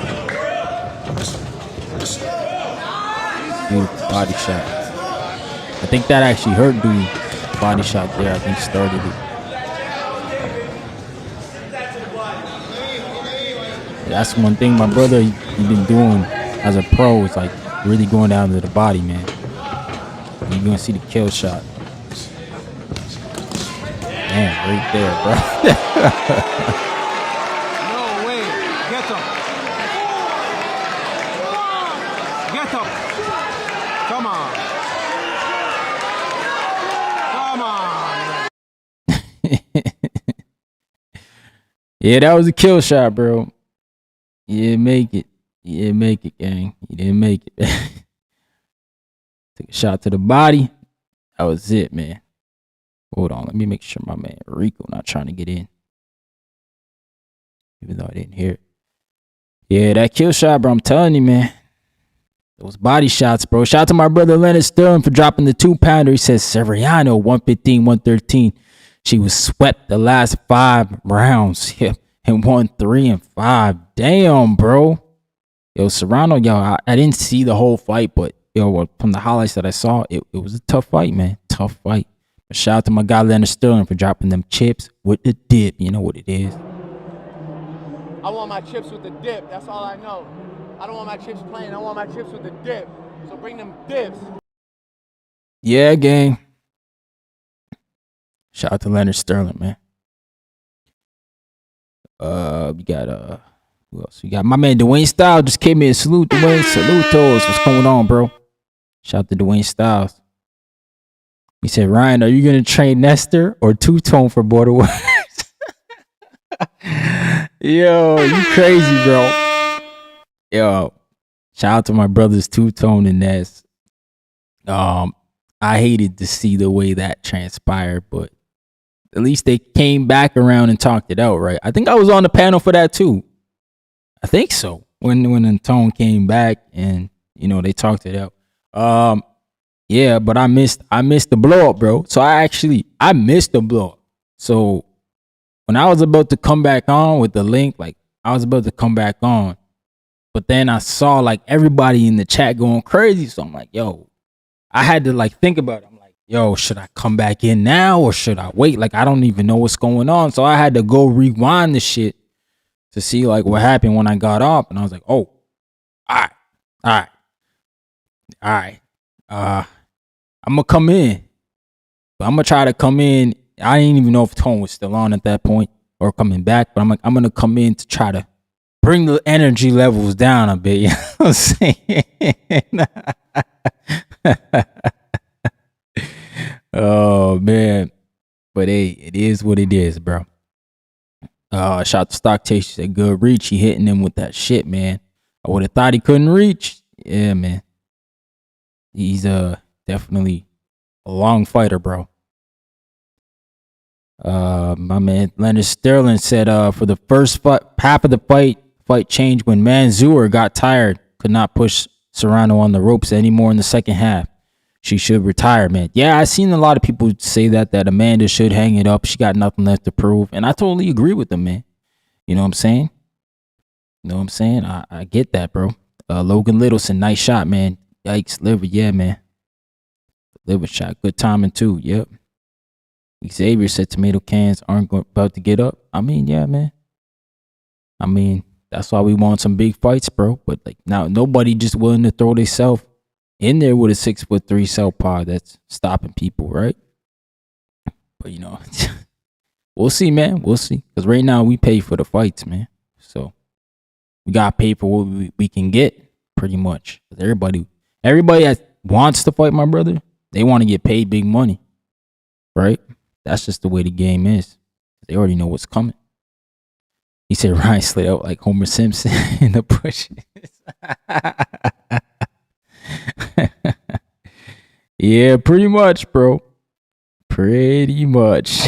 But yeah, man, I see that shit going viral, bro. And I don't know, bro. Super petty. Yeah, Ryan is super petty. Yeah, I just saw CYP's comments. And shout out to CYP, man, because I never really knew why he left the community also. Shout out to him. I know like he can get under people's skin and stuff like that, but I don't know. He never gave me like He never gave me like real bad vibes, right? But I don't know. I think CYP is a good guy. My man Joe Vincent, he said, "Are you hearing anything about Pacquiao Shakur?" I think it's cap, bro. Yeah, I was talking about that earlier in the stream, bro. I haven't heard anything like in solid, right? So like from any like reliable source, like there ain't been no Mike Carpenter or Dan Rayfield reported. You know, no big guy who I'm like, you know, or even somebody else who's a credible, Jean Sattel. He's definitely a credible guy if I hear something from him. I just feel like it's like, you know, how do I say it? It's a Twitter thing, you know.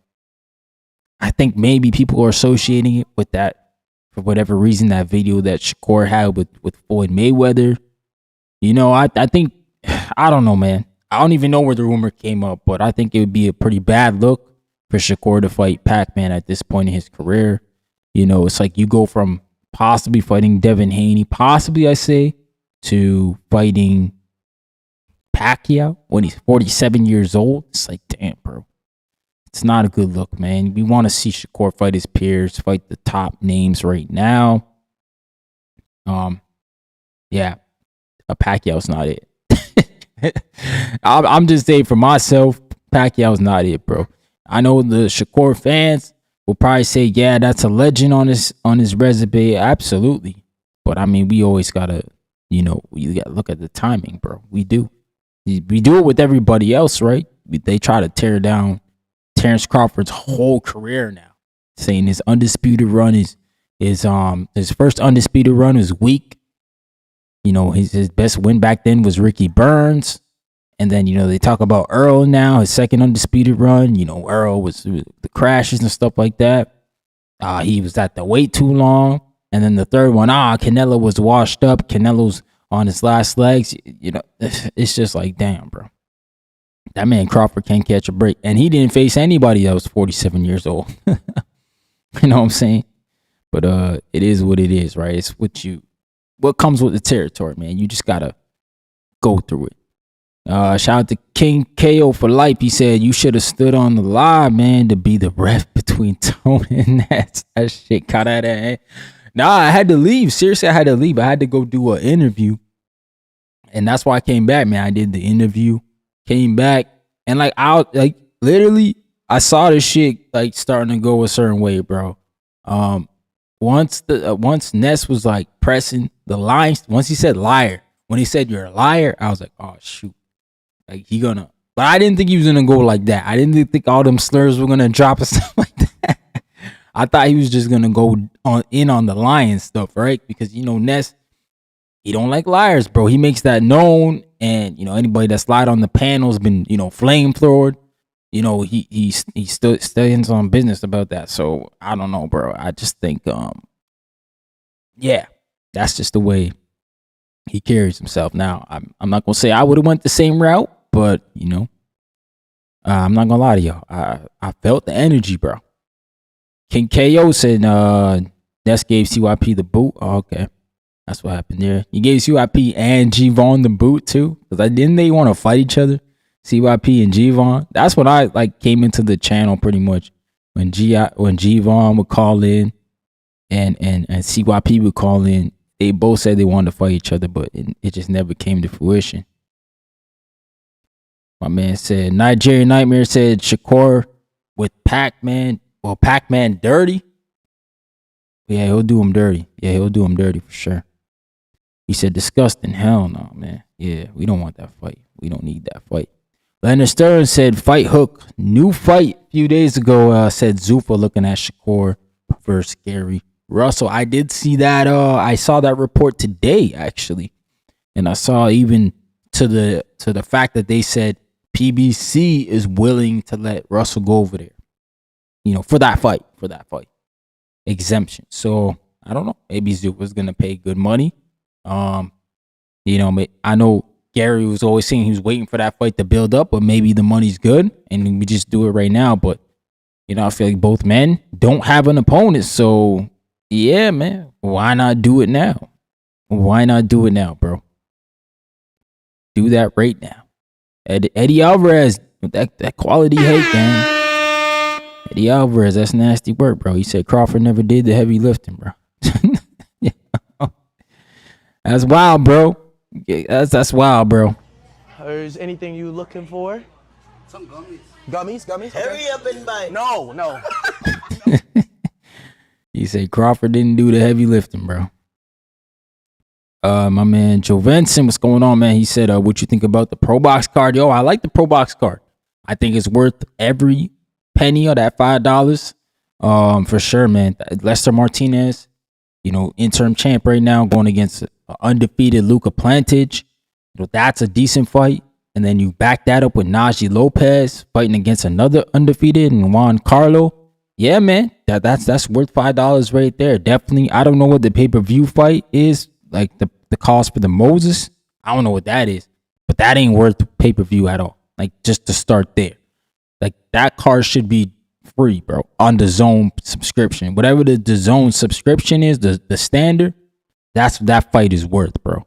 But shout out to freaking Pro Box for giving us good cards, as they always been doing, bro. They give us good cards. It's not, if you're into names, it's not that for you. If you're a hardcore boxing fan that enjoys great fights, I think Pro Boxes, they hit the nail on the head, man. They hit that every time. They got great matchmaking.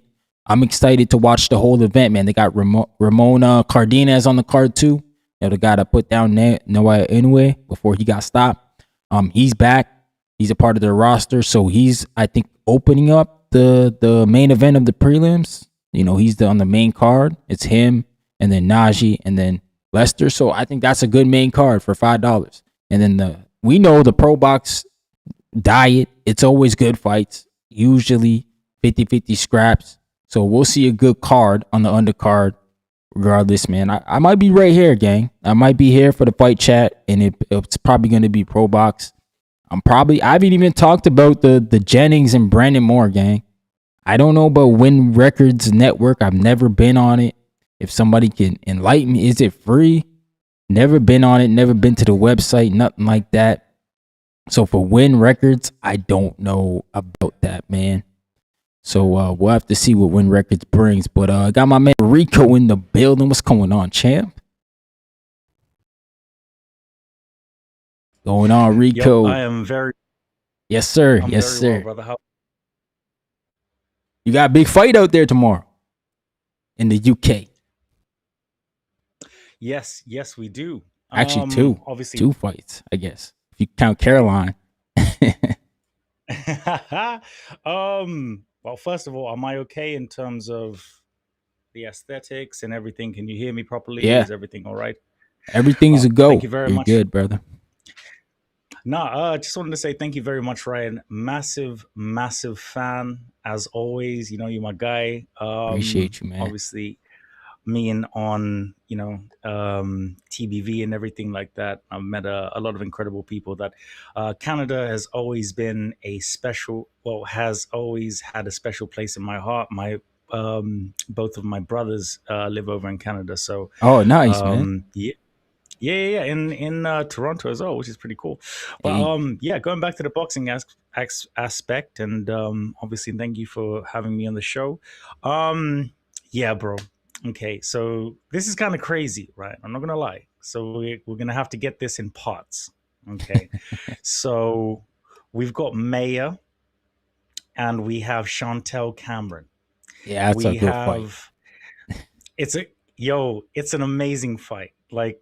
So I respect Michaela Mayo, and I'll tell you why. One of the very first things that I actually covered was Clarissa Shields versus Savannah Marshall. Oh, okay, yeah, and I was there for the weigh-in. Yeah, so I was there for the weigh-in, and I saw Clarissa offer out about 30 gypsies just on a madness. We'll save that story for another time. But but Alicia Baumgardner versus Michaela Mayer as well. Yeah, they were on the co-main. Yeah, they were literally co-main.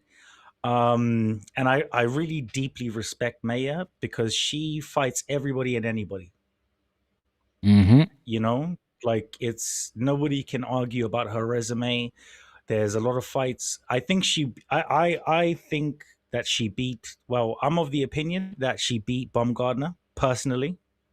Okay, people can argue or say whatever they want, but I had her about 7-5 personally. But marketability and you know everything in terms of all of that type of stuff. But Yeah. I think whoever's gone on to have the better career is Maya. Oh, for sure. Yeah. Yep. 1,000,000%. We'll go into two-tone and everything like that a little bit later. But shout out to Tone. Shout out to my guy Tone. shout out to two-tone, man. Big up. Nez does it to everybody, so this shouldn't be a shock. But in terms of the fights that are happening, I got to go with my girl Chantel Cameron. I had Chantel Cameron beating Katie Taylor the first time. I saw her declining. I've watched Katie Taylor from even before when people weren't really I don't know if I can swear on the show, but even when they weren't messing about with women's boxing. Yeah, she's been around for a while. Bro, she fought Pursoon during fight camp. This was like 6 years ago, like during COVID. She fought everybody worth of anybody. She fought, 130 below. She fought like, do you know what I mean? And you had Alicia Baumgardner coming back after the drugs scandal. This is all, you can fact check me, by the way. With where Pursoon had that, do you remember she had the whole the leg brace and everything? And there was that whole, that was a weird place where that fight was. It looked like it was in a factory or something. Yeah, but Ryan, the stadium was amazing. I'm not gonna lie, like that like if I have to do a fight anywhere in, if I like the Odyssey film has just come out, if I was Odysseus out here, I'll be like, yeah, let me fight, let me fight in that shit there. That's right. Absolutely spectacular. But I like Chantel Cameron. I gotta back the Brit. That's what I do. You know that I back the Brit. Hell yeah. Chantel's ready, bro. Like, she ain't no scrub, Chantel. Not even a little bit, not even slightly. She comes for war, bro. I think the second fight with Katie Taylor, there was a lot of headbutts, and we've seen the decline of Katie Taylor. I think that will continue in, the fight in Ireland, but I'm, not going to go too much sort of into that. But yeah, I got Chantel on points. Yeah. However, I would not be surprised if Michaela Mayer does it. Michaela's what, 34 now? She's paid her dues, man. Michaela's been one of the most consistent women in women's boxing, bro. Like, sure. She's so consistent. She fights everybody and anybody. She fought my girl. Oh God, I'm terrible with Sandy Ryan. Just on this, Sandy fucking Ryan. I love Sandy. Sandy's my girl. Regardless of the paint and stuff like that, it's allegedly with whatever needs to happen. Hey, she gave her the rematch though. She ran it back. Rematch. And this is the thing, and Sandy's gone out and she's won another world title, and but the thing is that Maya, I have a deep respect for her, a very deep respect for her. She's what you would want somebody in the male division to be and act like. Right. She just makes the fights. She makes the fights and she just wants to fight and she wants to be the best. And I rate her career over Alicia Baumgardner's career and Thirst Traps immaculately. It's not even close. Wasn't she unified at 47 as well before she moved up? Unified at 47. She Lauren Price, she was saying, was the last fight she needed, I'm pretty sure, to get the undisputed, but she couldn't get the fight done, so she's like, that's why she moved up. Yeah, that was against I can't even remember. I can't have it to hand. Anybody in the comment section and everybody, let me and Ryan know. We would love to. But yeah, like honestly, I I genuinely I rate her, man. I really, really rate Maya. Like it's, the last time I saw her was at the Caroline Dubois versus one of my favorite OnlyFans models. Terry Harper? Yeah. Shout wow out to Drew. For that. This guy. Nah. Shout out to Ruski. Shout out to Studs. There was a whole Ryan. There was a whole stud section. Do you think she lost to Natasha Jonas? I thought Michaela Mir beat her. I thought that was robbery. It was. I mean, I can speak about it now. At the time, you guys need to understand. I backed the Brit, just like. No, honestly, like if you call into the Boxing Voice and Nez is just like, yeah, American box, you can only I backed the Brit entirely. But yeah, she definitely beat Tasha, 1,000,000%. I think so it was too. home cooking. But this is why I respect her so much, Ryan, is because she's fought more here and has gained more fans here. Like at the Olympia Stadium, right, where Caroline fought Terry Harper. We were outside. I was like, "Hey, Michaela, whatever. I love my selfie game." And you had these young girls literally come up to her and say, like, "Oh, I'm so obsessed. Like, you've really got me into like boxing and stuff. I didn't, bro. It was like to see that is incredible." To see no doubt. what I saw and the impact that she has had within women's boxing is it's like I feel like Tia Hatton will have the same impact. I think she's a star. She's from Bristol. She doesn't have a dumb act. I mean, oh my gosh, hopefully she doesn't watch this, but she doesn't have that northern accent. Like all Northerners do. So we're winning on all fronts and over there. But like genuinely, I'm a massive fan of Tia Hayton. 1,000,000%. Katie Taylor is. I think she's going to be an absolute star. Caroline Dubois, I believe, is the next GWOAT. Okay. I believe that Baumgartner. And I'm gonna accredit you, Ryan, for this because I didn't watch the Baumgart. I didn't watch Elif Turnham's last fight. But when you said to Nez like, do you know what it is? I didn't really have her winning and stuff like that. I watched that shit back, and I was like, okay, yeah. She never. She. They saw something. Yeah. Yeah. And this is my issue with Alicia Baumgartner. She's not consistent. She doesn't do consistent things. She relies on thirst traps and like I was a massive fan of hers, until sort of the Mayer fight. But her consistency is just not there. You know what I mean? Like, she's going up to 135 now when you could have fought. So you're fighting for one world title when you could have fought for a unified world title. Right. Do you know what I mean? So yeah, that's what I can say on that. Regardless of my relationship with Caroline Dubois, I believe is going to be undefeated at the weight. The first time I interviewed Caroline Dubois, which was 6 years ago, she said that she could go to 154. So I believe her. She's come out of her shell.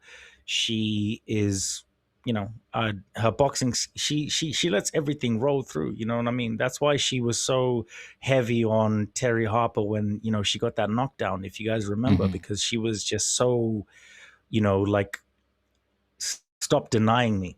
Yeah. And obviously in the second fight with Moses Itauma, who I believe will split Hrgović like the Red Sea, Ryan. I believe that Moses Itauma is our Usyk now. It's about goddamn time, Ryan. Okay, we've got him. We got him. We got him. Mhm. You know, people are like, you know, we got Hergovich for the upset. His last. So if we go back, and if you pull his last 4 fights on BoxRec, you guys, like, in the comment section, I implore you to go on BoxRec, check Hergovich's last 4 fights. His highest and best win in his last 4 fights was Dave Allen. What of all his opponents? Even Pop Smoke, bro. Dave Adelaide wasn't that higher. Damn, that's crazy. I mean, respectfully, he lost to Dubois. So in the last 4 fights, he won that first fight. I can't remember who it was, and then he lost to Dubois. Yeah, and then he had another fight. He won that, and then he beat Dave Allen. So in his last 4 fights, his best win was Dave Allen. Now, if we go back to the Zhang fight, that was which a while is ago. arguable, which was time ago, bro. Yeah. Do you know what I mean? Like, he's had wars, bro. Like, he's gone through the shit. Like, even that 10-rounder with Dubois, it was, do you know what I mean? Like, obviously, it was a war. Father Absolutely, and everything, and stuff like that. But Philip has a habit of taking massive punishment. Mm-hmm. And I believe, like, Moses' style is just a shoo-in for him. Do you know what I mean? And he's awoken the beast. Yeah. He's awoken the beast. The thing is that Philip will come through. He has that sort of Eastern European style of, he'll come through, measure, do 1, 2, 3, pop, maybe go to the body, you know, kind of check stuff out. And you know what I mean? Whereas Moses is, his fast twitch muscles are sensational. Mm-hmm. He's young. Yep. He's not even reached his peak yet, Ryan. And this is why I believe that this young man is the absolute future of the heavyweight division. I believe that possibly Leo Atang will be the super fight for you know, Moses Itawa. But I think it's a great weekend of boxing. I think that MVP should have had the show on Sunday, because I don't. Right. I thought it was on Sunday first, but I looked. Me like, too, damn, bro. it's on Saturday. Like, oh, yeah, bro. Like, but the thing is that it's the accessibility factor, because if because I obviously do the post for TBB. Shout out to Nez, man. Mm-hmm. Hope you are having a great holiday, boss. But you know, you kind of hit the nail on the head when you said that. I remember when fights were super fights, when they were on pay-per-view. Just big events. Because really, respectfully, like, realistically speaking, this is bullshit, bro. Like, I don't need to zone Ultimate to see Moses Itauma at the O2 Arena. Like, put it in. There's literally arenas that they could have put that shit in, it would have been so much cheaper. But the thing is that Frank believes in his guy. And he believes in Moses and he believes in Dubois so much that I believe that there will be a banana skin in one of them. But I think that banana skin will be with Dubois versus Wardley. I think Wardley is going to come back and absolutely chin check Dubois. That's my prediction. I like Wardley too, man. I love Wardley, bro. He's all heart. I think now he's realized that I can't keep on getting punched so much and just, for the love of the game, release something just at the end. Like, you just can't do that. So, but yeah, man, a great weekend of boxing. We've got my guy Sam Terry Moana. Somebody said not Terry Moana. He's not a guy who could fight Moses. I haven't seen him enough. I don't know too much about him. Is that Ryan? Is that Australian geezer with the same two names? That's Eddie's guy. Yeah, he said he want to fight Brandon Moore next though. So I think that'd be a good fight. He like, respectfully, chat, he's not even British level.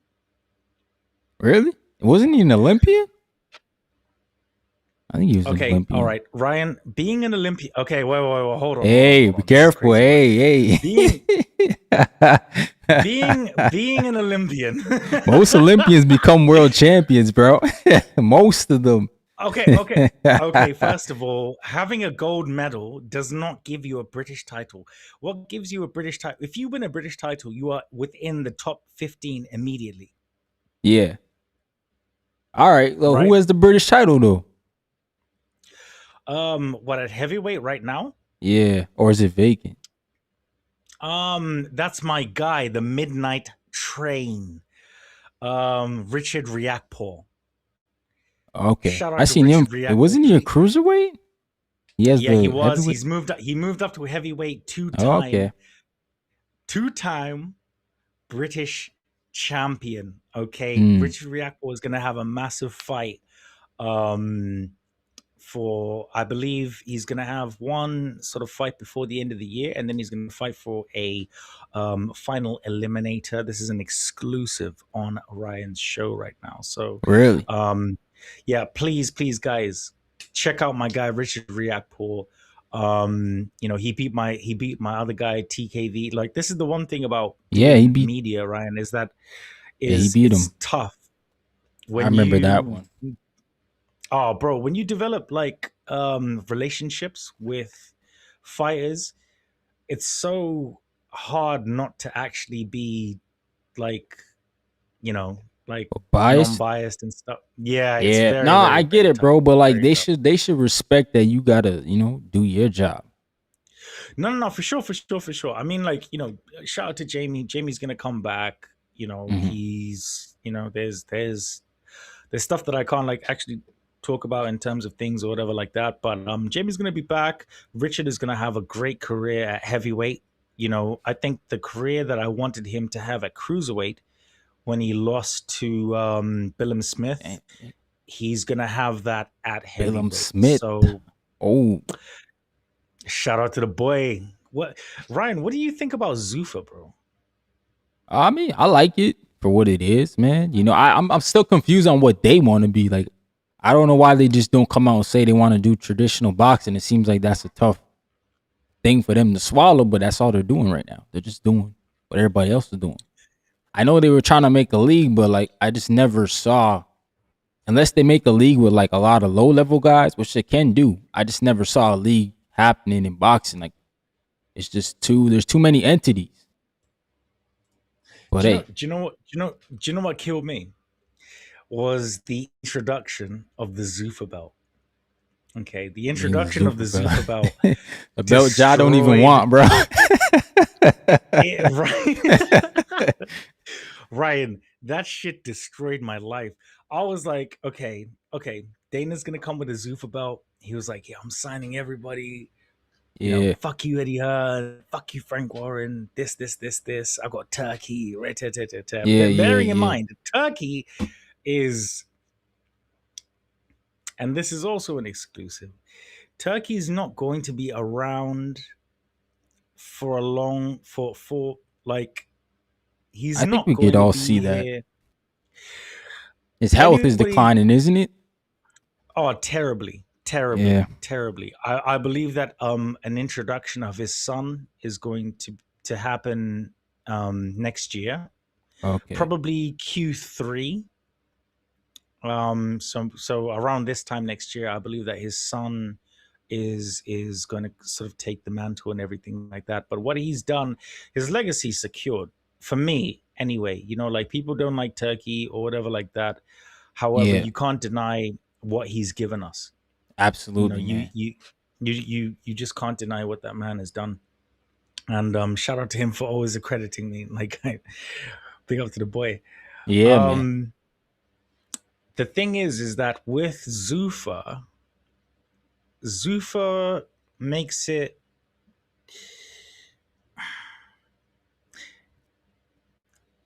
because Dana's building Zuffa with the Zuffa belt, right, on Zuffa shows.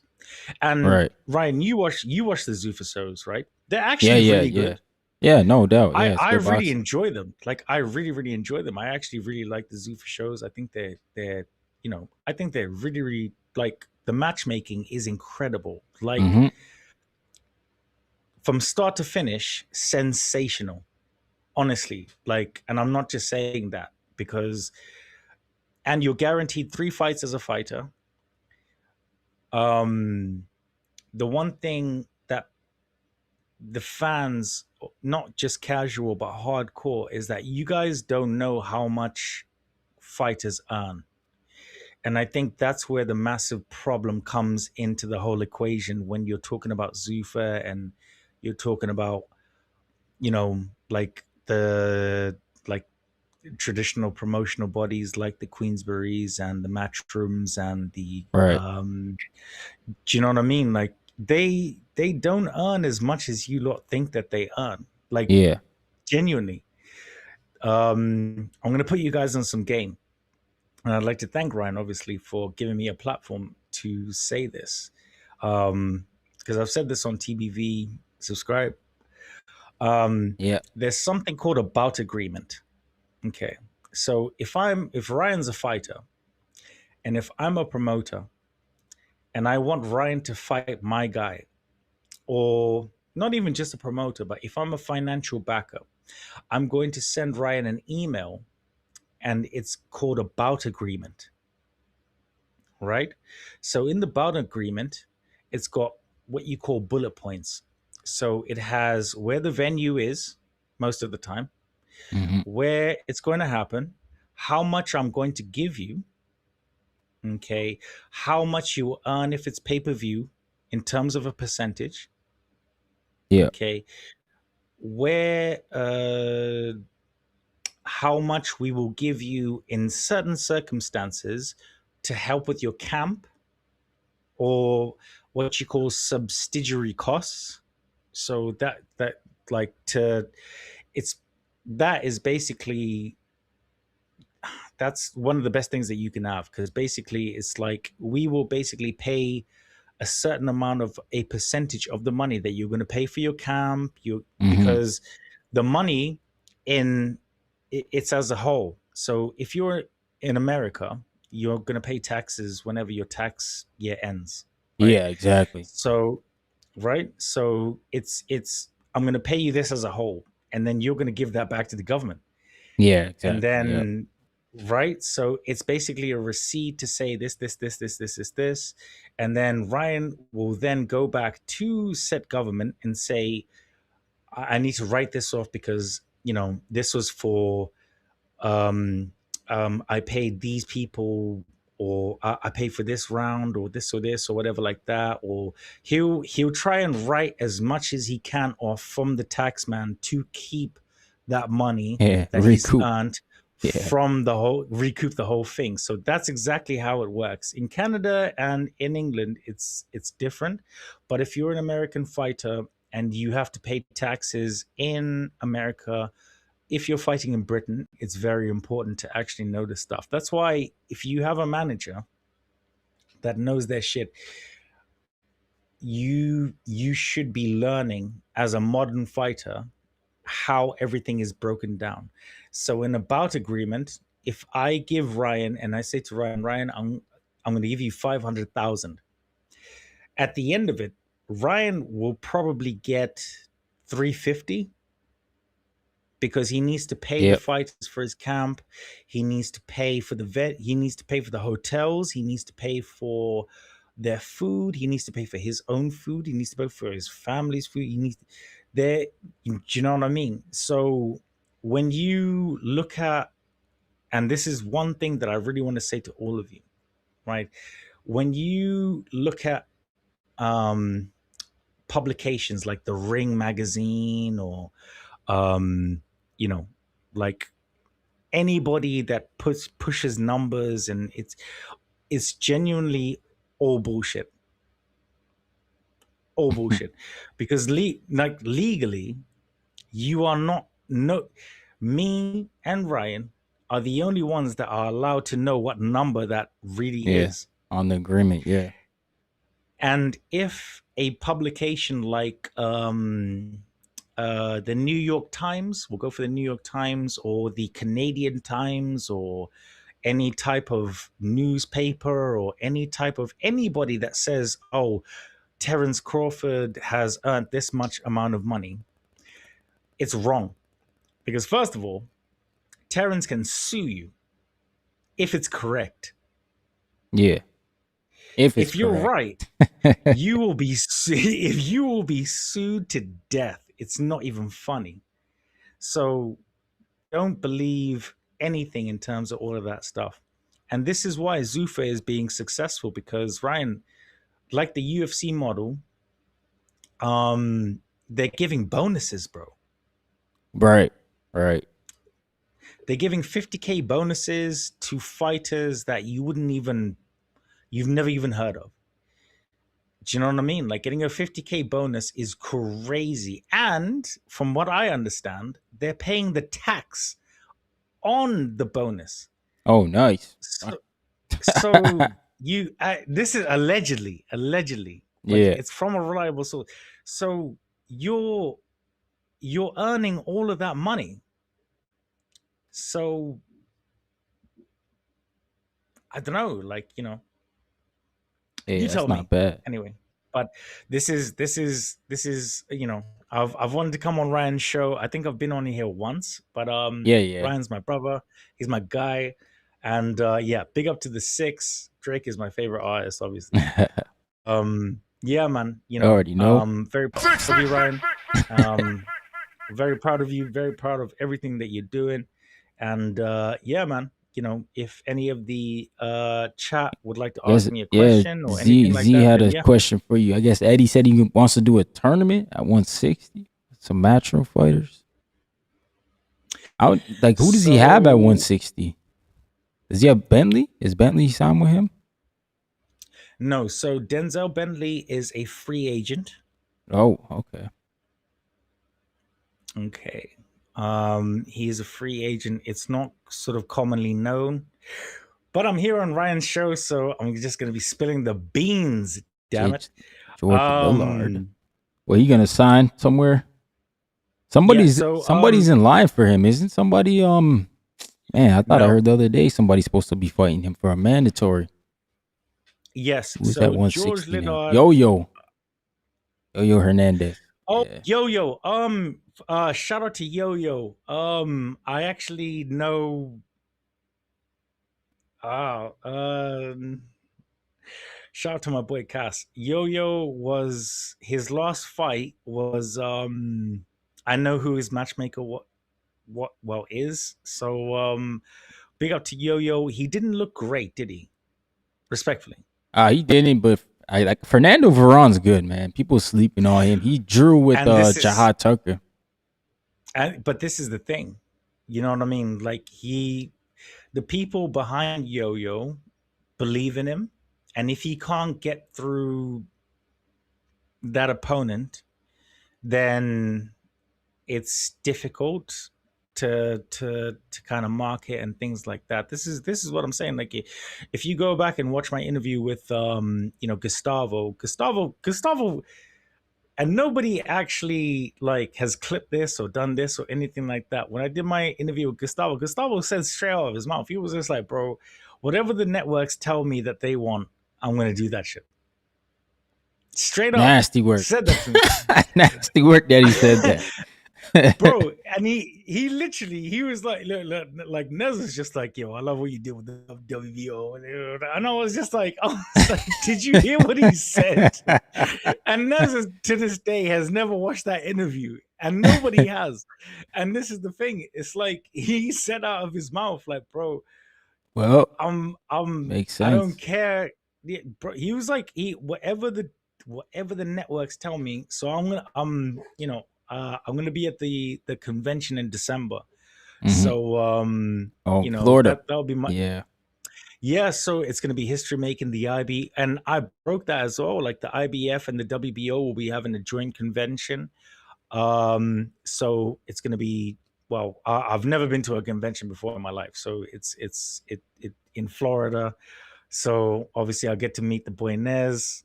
That'll be pretty great.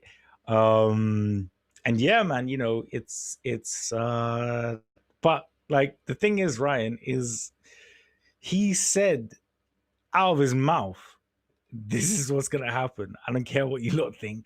It's all about the networks. So yeah, man. So we'll see what happens anyway. Yeah. But well, I'm interested in what Devin Haney's gonna do. Yeah, they need a fight, man. It's crazy. Ryan, what do you think about anything? And shout out to the chat. Call me. I see you, my sweet angel. Love you, baby.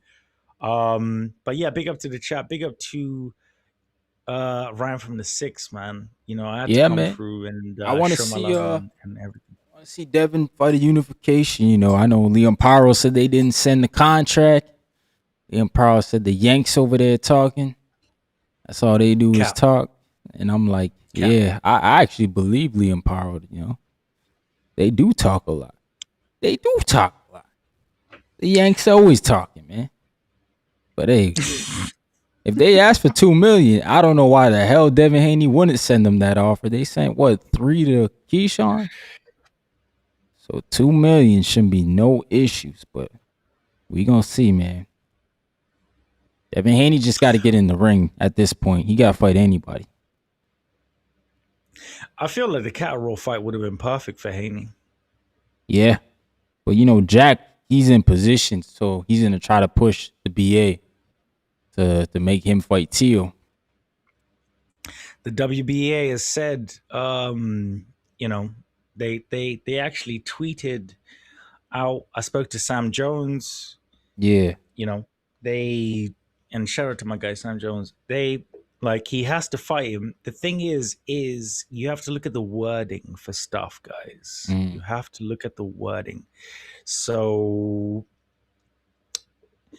with Teo winning the title, and this happens with every champion that actually wins a title, they could actually they could let him do a voluntary, to be fair. Right. They could, but he has to fight Jack Catterall, because what are we now? August, September, October, November. So he's got 4 months, right?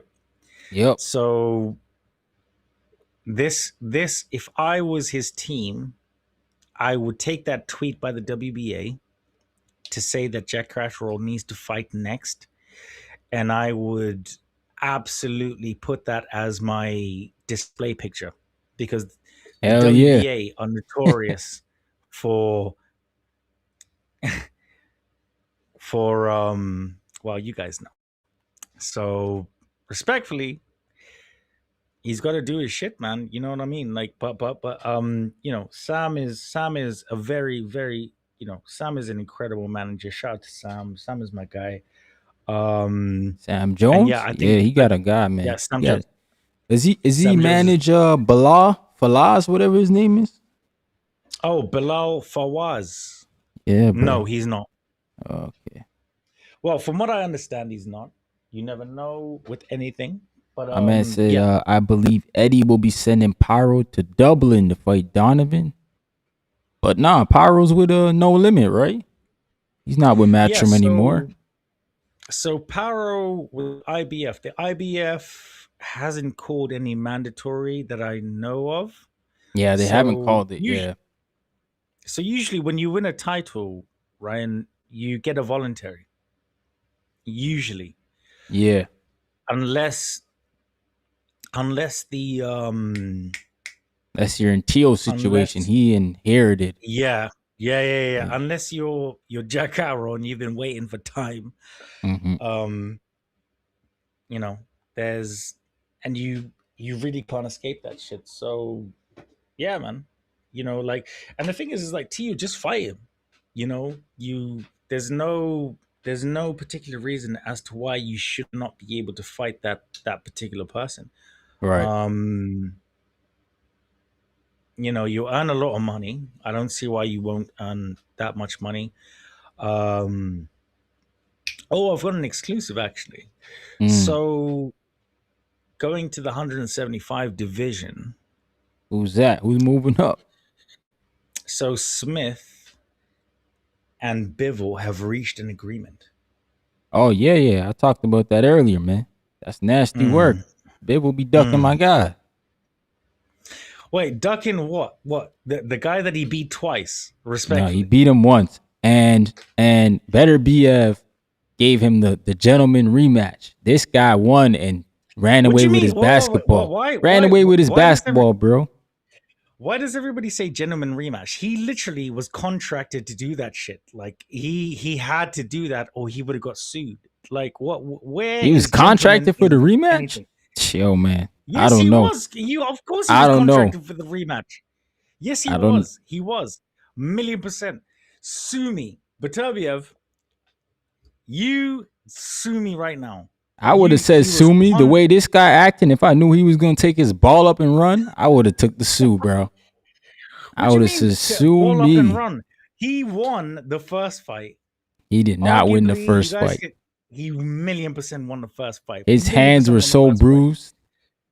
That told me everything. He was definitely getting punched on. Well, and that's crazy work. Okay, you can't decide a fight by bruised hands. Okay, how you do? He lost more rounds. He definitely lost more rounds. not going into this. I feel like this is actually quite crazy work. But I gave him the second fight though. I said, yeah, he won the second, so I was expecting to see a third. But man, I didn't know my man Bill would just he that guy, man. He that kid. No, oh, sorry, man. My mom said I gotta go. It's lunchtime. He gone. He gone. He's not coming back to the court, bro. He got the basketball, or he got the soccer ball. He gone with the soccer ball. Now we can't play no more. Nah, chat, man. Chat. We need man. Shout out to Jersey Bob with the $2 super chat. He said, "How is Zuffa different? Boxers lose and get dropped." Yeah, they do that. Who they do that to? They did that to Vosdick. Yeah. He got stopped, bro. They took him out, man. What up? Yo, Mick Dooning, where'd you go, bro? Mick, I got the links in the chat too if you want to jump on X Spaces. Yeah, man. What did you think about that? Them cutting Vosdick. You think that's just, that's just part of boxing?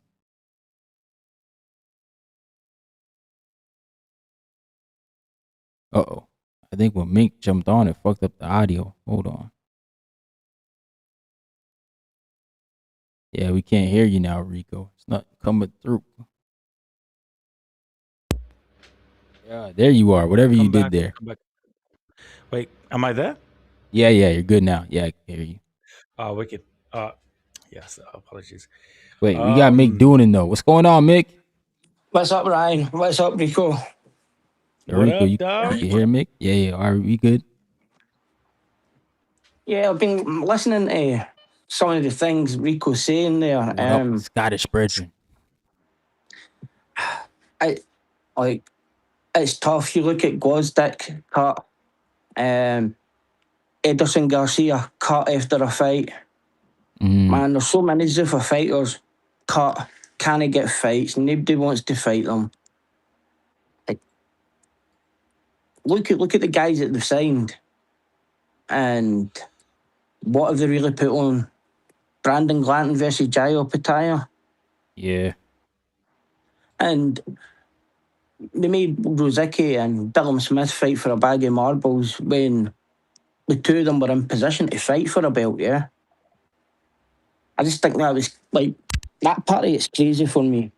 But I was going to talk on the Paddy Donovan. He won the final eliminator against Karen. So he is in position to fight for that belt. Yeah, he did win that. But yo, man, shout out to Karen. He got the best management team. They keep getting him in these eliminators and these fights.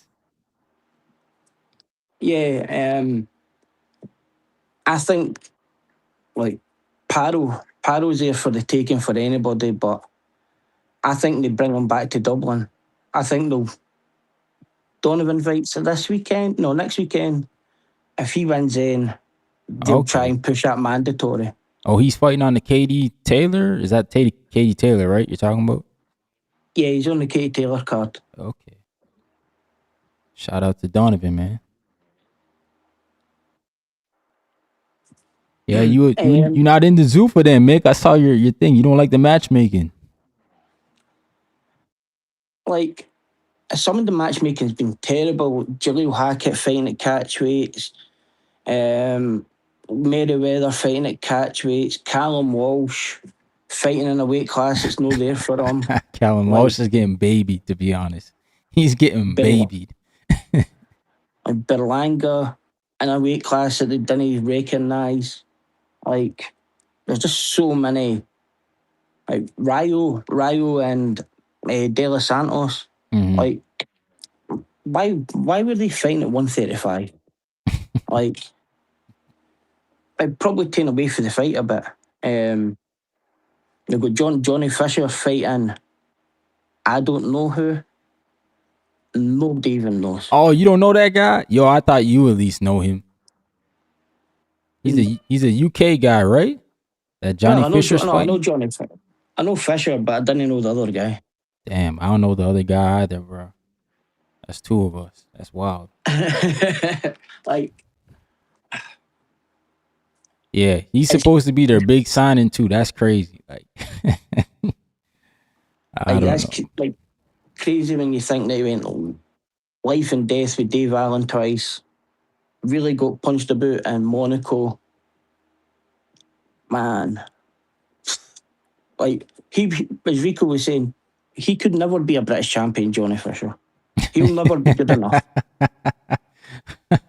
And a lot of the guys that are British champions will never be a top 15 ranking fighter ever. Damn. Who's all the British champs right now?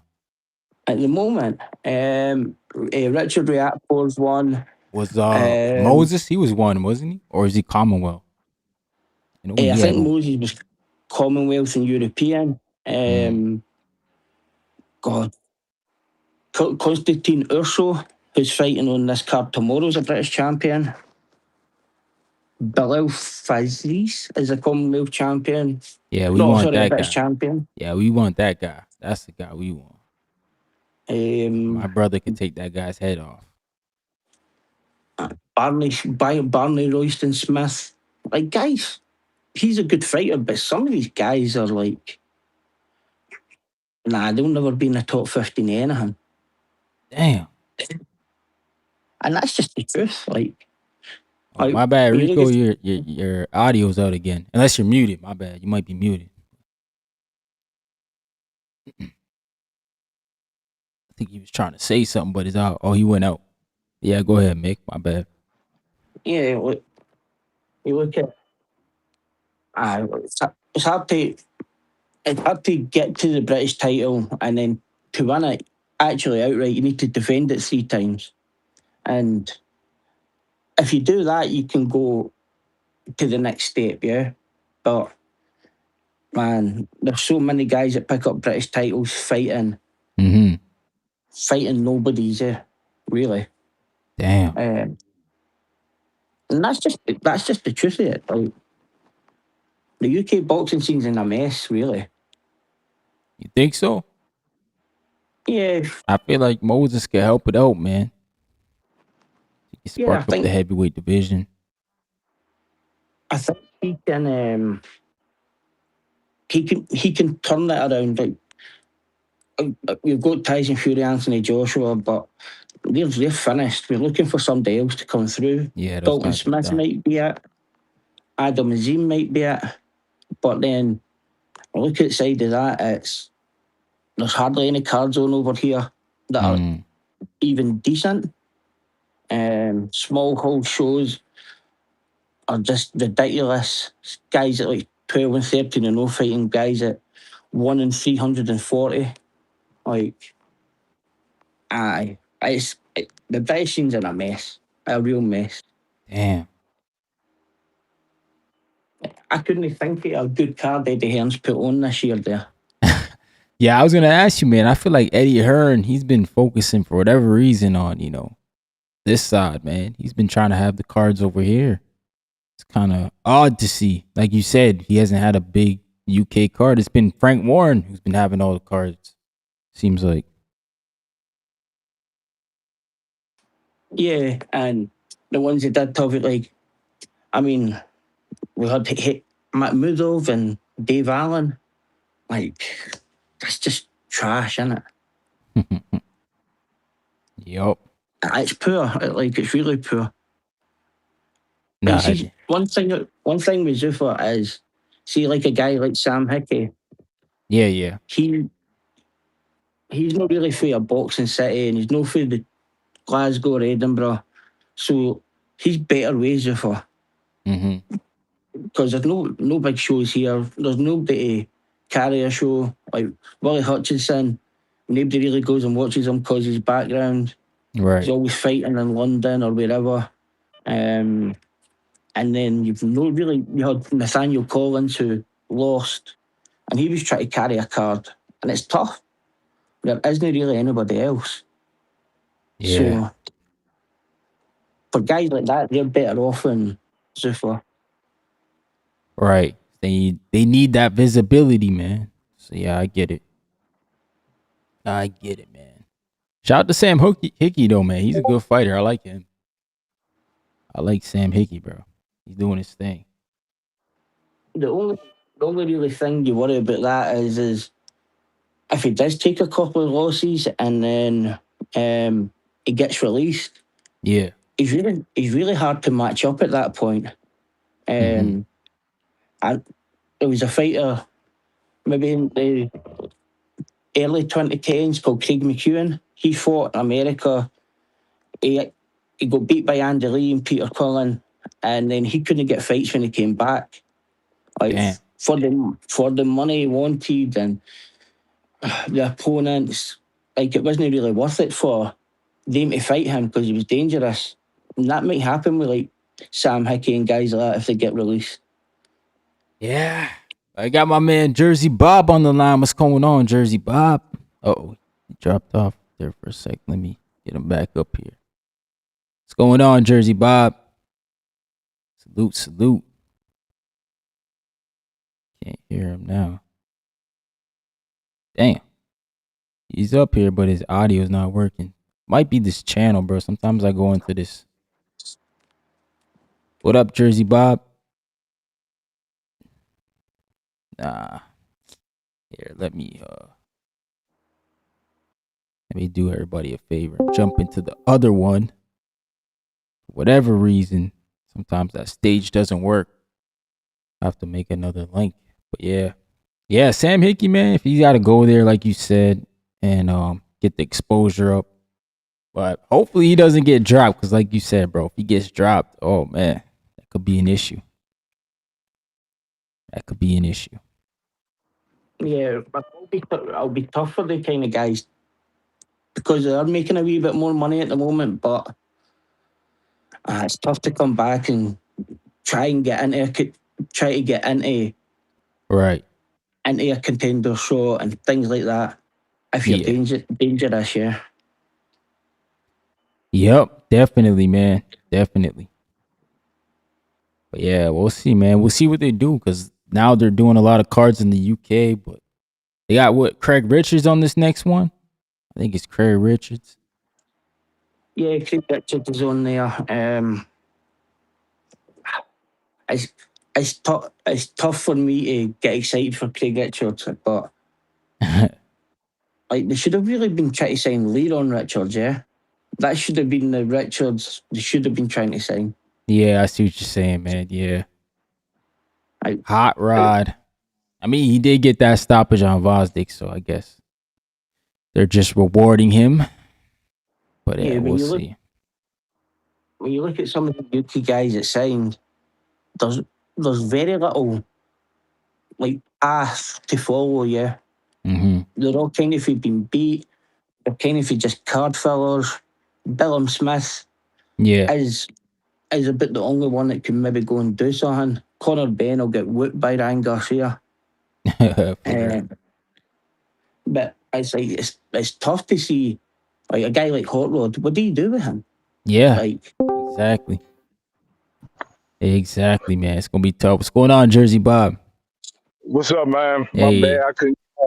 nah, it's Hey, all how's good. everything going? Sometimes that room, for whatever reason, I can't hear people, so I just go to this one. Yeah. How's everything going? Everything's good, man. You know, kids back to school next week, so you know I'm excited about that. Yeah, I gotta go teach Monday. I teach school, so Oh, okay. but but yeah, I know the gentleman earlier was talking about Zuffa, and Zuffa might be all right, but Zuffa got a lot of bad stuff going on, man. They the same as everybody else. Man, they dudes lose a fight Mm-hmm. and they get cut. I thought they was supposed to be like the UFC. You lose, they're gonna keep. Nope, they be cutting people. Yeah.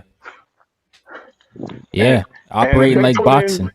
if they put Shakur in with Pacquiao, man, that's beyond disgrace. Seriously, I mean, Yo, I'm a trust me. Shakur guy. I'm not watching that trash. That's. I mean, seriously, you can't do that as a business. Put that fight together, man. It's. I don't know what to say, man. It's so horrible. It's such a horrible thought that Shakur would take that fight, man. I would be disgusted, Yeah. and I'm a fan of his. I wouldn't watch that. It's bad. So I hope it's just I do hope it's just a rumor, man. They can't possibly do that. Put him Yeah. in the ring with Pacquiao. I hope it's a rumor as well. Like, it's yeah, man. But what do you want to see Shakur in though? Because I feel like, man, you know, obviously the Devin Haney fight's gotta be off the table, but there's just so many other fights for him. Like Russell, I'm about to see him with Antoine Russell. mm-hmm. That's a good Pacquiao. unification. You know, but I really want to see Russell. Yeah. If they ain't Russell, I mean, there ain't many names because I don't think any of them guys can beat him. Yeah. I don't think Russell can beat him, but at least he might give him a little something. But there's not that many names. Honestly, I don't think he's gonna go back to 135. Mm-hmm. And all them other dudes at 140, I don't think they have a chance. I think they all gonna lose to him. But he got to get in the ring soon. But Yep. But yeah, like I said, man, with the Zuffa, like the only good thing is this Ryan thing is not gonna be on pay-per-view, so Yeah. that Ryan fight, that's a good thing. Yeah, But Paramount. they better do better, man. What's his name? Johnny Fisher? Come on, man. Yeah, they just signed him. Dave Allen whooped that boy's behind, man. Was it twice? Twice, pretty much. He got robbed a of the fact. first one, I think. Didn't he? That's a fact. Man, come on, man. Nobody, Johnny Fisher, man, come on. Sky is not good. Why are you hyping this dude up like you trying to promote this guy? He's bad. I'm serious. Dave Allen whooped him. I saw it. Yeah. But hey, man. Hey, I don't like that. People, they signed Dervin Chinko. He's 40 years old. Jahad Tucker went life and death with a 4-year-old off a 2-year layoff. They're going to tell me Jahad Tucker is going to be a star. How? Oh, Jaleel Hackett? Yeah. I'm sorry. Yeah. I know what you're Hackett, saying, Tucker, though. Yeah. Same dudes. They C-level dudes.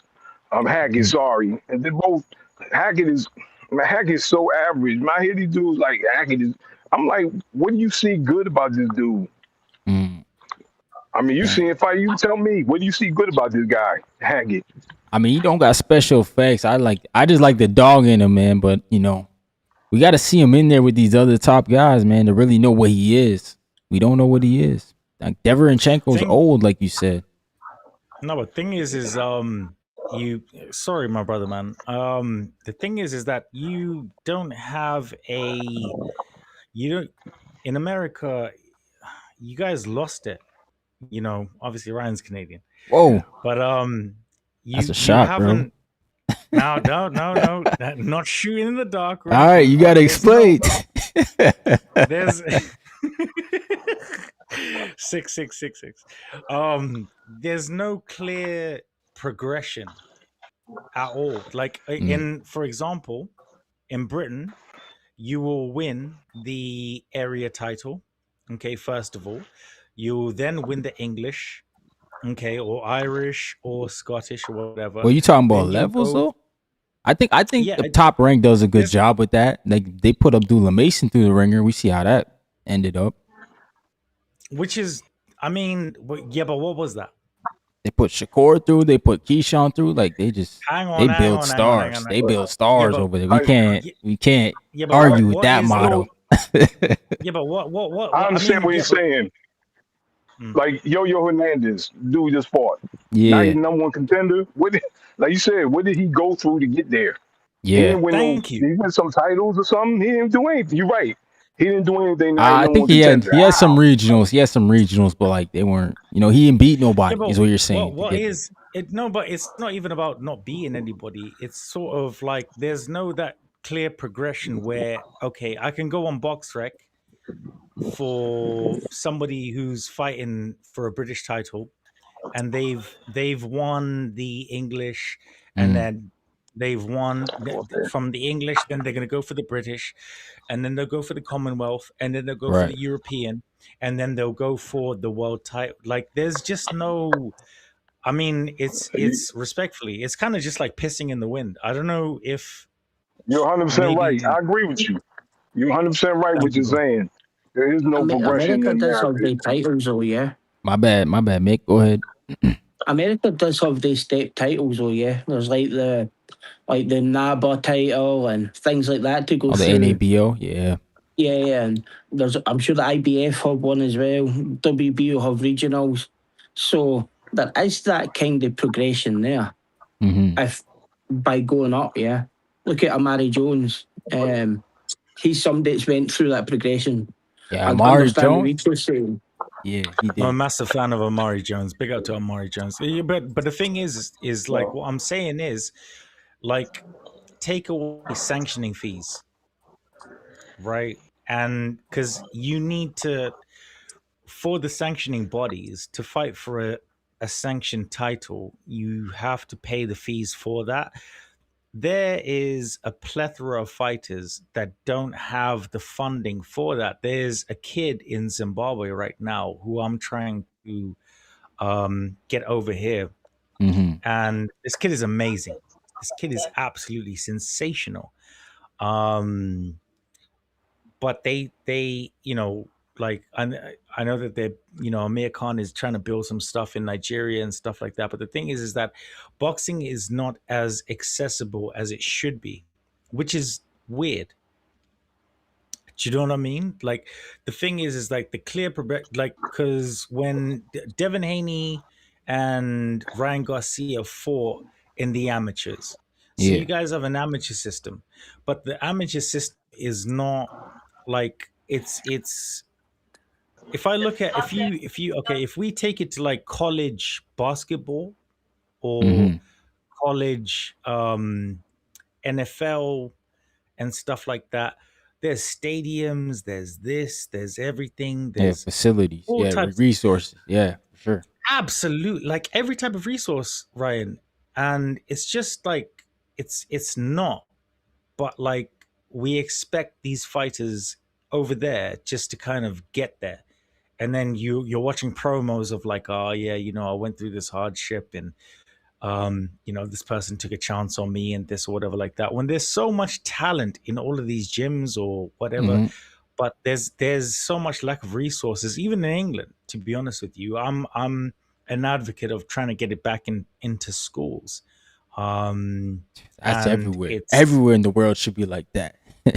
it should be, but it's not. But and like I've written to a member of parliament, and I've actively I'm actively doing things to try and get discipline back into Mm-hmm. schools with boxing. But it's like I'm just one person. Do you know what I mean? Yeah, The for thing sure. is that the progression within the states, and everybody looks to America for everything, and Canada, right, for everything. But you guys have so much talent. You say that the heavyweight division or heavyweights that you have, they're all going for the NFL because Yeah, there's money and playing. this or whatever like that. Hell yeah. That's absolute bullshit, because like there's so many other people. No, it's absolute nonsense. Like I hate when people say that to me, because it's just like, okay, so So you have a certain amount of people with a certain amount of teams in a certain amount of areas. You guys have like your like two or three states equate to Great Britain. So you're telling me like there's no heavyweights within any of there because like a population of over 3 million are playing football? Yeah, man. Like, come on. They playing football. They playing baseball now too. They playing everything. We're not gonna do that. These big dudes No, but can we shout out a Canadian team right now? Yeah. Ryan, can you shout out a Canadian team right now? Any team, bro? There's all types of teams, bro. An NFL team. We ain't got NFL, bro. But we got the Leafs, we got the Raptors, we got baseball, we got the Blue Jays. Yeah, I think we should have an NFL team. That should come here soon. Oh, we even got the WNBA. Shout out to them. So all those poor guys that aren't watching this podcast right now, which is live, they don't have anything to do with themselves or whatever. They listen to all the Canadian over 6 foot somethings. Okay, do boxing is what they all playing basketball or they playing hockey, bro. Especially here, they playing hockey. Trust me. What up, Jersey Bob? This is. I'm gonna say in America, man, they see you big, they're gonna grab you, put you on that offensive defensive line. Oh, he said grab before. You up, or you play basketball, but nobody wants to get hit in the head. Kids don't want to get punched in the head. That's Come a on, fact. man. That's a fact. Boxing is hard to learn, and you getting hit.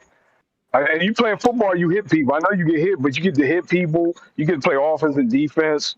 Basketball, you get to do a lot of things. Boxing, man, it's the training. These kids aren't gonna go through that. You're not gonna find enough kids that are gonna go through that. So yeah, we don't have any heavyweights. Not unless it's a P. Do you know what I mean? Like not unless it's no, carry on, sorry.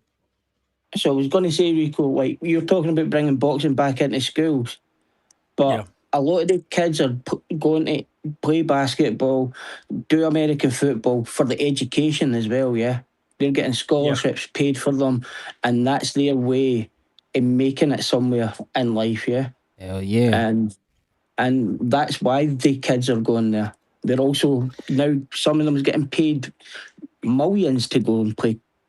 Yeah, they got the NIL deals now. Yo, bro, it's crazy. So, like, like he was saying, the University of Alabama probably got 35 to 40 linemen. Any one of them dudes could have boxed, but Alabama got them on there playing offensive defensive line. Right. So I get to go to school for free. I might get a little money. Come on, man. There's no boxing don't have no appeal to that. Boxing can't beat that.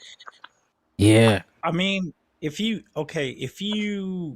think about it, right? So I know fighters that have put themselves at a later age, right, doing a part-time job, and do like, for example, shout out to my Scoothish brother right now. Like I've been offered white collar fights.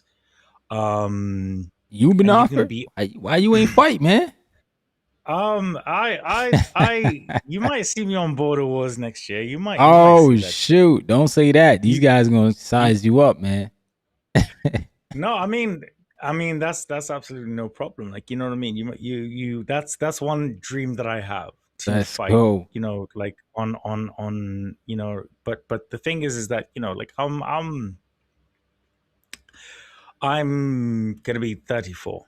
So the thing is that when you're looking at these young men, like Moses Atama, for example, someone recognized his talent, like his father, I believe, who I've met, an incredible man. And he was sparring Joe Joyce at 15. So they get a taxi for him to, after school, do his education and then go and spar Joe Joyce. These are the times before he made Dubois have the knee. So like the thing is that you have to you have to look and you have to realize, gentlemen, like, it's not so much about being able to fight and do this or whatever like that. We have to kind of look at ourselves and think in the landscape of discipline, because boxing is discipline. I've trained in MMA. I've trained in boxing, and I've the training is difficult, but Training when is you're the doing hardest part. hard, it's very, very hard, bro. Like I just me doing gym every single like day. Like I train 4 or 5 times a week, so it's like it's discipline. That's the one thing that we are lacking as a society, as humanity, Yeah. is discipline. We used to have discipline, but Yeah. we And I think we've that's lost why ourselves. Jersey Bob is saying what he's saying. Like the kids is just looking at it like it's way too hard, so they just No, not even yeah, doing it. because it's not in schools. Like you don't have to do something. Like do you know what I mean? Like in 1990, I believe it was 4 or 5, Ryan, Hmm. we had boxing in schools, and Right, then they right. decided no, for some stupid reason they decided like, oh no, this and this or whatever like that. But that generation now, like, they grew up and they're this and whatever like that, and they're not the boomers or anything, or I'm not trying to be political with anything, or woke or this or any type of fucking nonsense like that. My thing is that all when you have a child that has discipline, and when you have a child that actually cares about something, it's not about boxing, it's about something that actually makes you care about the people around you, and makes you realize how your actions can hurt somebody, Yeah. and what your actions can actually do, and how it affects your life. Do you know what I mean? Like you have people doing things that will hurt people, and they won't even think twice. But the thing is that if you actually nurture a seed, and for example, a seed, and you nurture that, you make it understand, you feed it, it grows, and it becomes productive. Hmm. So for me personally, I mentor like people like where I live, and stuff like that. Like, people can Google me and, see my journey and things, or whatever, what have you. Everybody makes mistakes. The thing is that you don't want the next generation to make the same mistakes that you've made. And Word. I feel like, having teaching children the art of combat, and to be able to resolve their problems within that space like they would a gym would be amazing. Nah, But for real. it's just one of those things, and that's just what I believe anyway. So people might not believe the same things that I believe, but it is what it is. I feel you, man. I feel you. Definitely got to do that. But yo, bro, I gotta go, man. I gotta head on out. I appreciate you, Rico. Let's Appreciate you, go. Mick Doonan, tapping in with me. Yo, Rico, let the people know where they can find you, man. I know you working over there on the Boxing Boys. Yo, thank you very much. Shout out to Ryan from 66666. Yeah, man. Thank you so much for giving. Thank you so much for giving me the platform. I really, really appreciate you. I would like to come on the show more often. Thank you to the chat for having me. They can find me at RIKO_boxing. You can find me at the Boxing Voice as well. You can find me at iBoxing Hub. And yeah, man, just trying to make the world a better place and leave it better than what I found it. So thank you guys so much. God bless every single one of you. I will pray for everyone. Thank you. And yeah, have a great time. I'm going to go to the club tonight. I'm going to get crunk. And yeah, Go to thank the you. club. Dang. Big fight day tomorrow, man. Shout out to Moses Itauma, baby. Yeah, man. He got to put up, man. He got to do his thing tomorrow. I appreciate you, Rico, Wait, man. Ryan. Yep. Before we leave, Yeah. What's your prediction tomorrow for Moses? I got him late stoppage, man. I think Herkovich will show him a little bit something new in the beginning, then I think he'll take him deep in the fight, and Herkovich seems to slow down as the fight goes on. I think Moses Itauma will have his way with him. Stop him. I got Moses splitting him like the Red Sea within 7. Log it. Shout out to everybody. Follow the ting. Follow my guy Ryan. Big up to Ryan from the 6 out here. And thank you guys so much. Respect, love, and have a great evening. I appreciate you, brother, man. Peace to the chat. Y'all be good.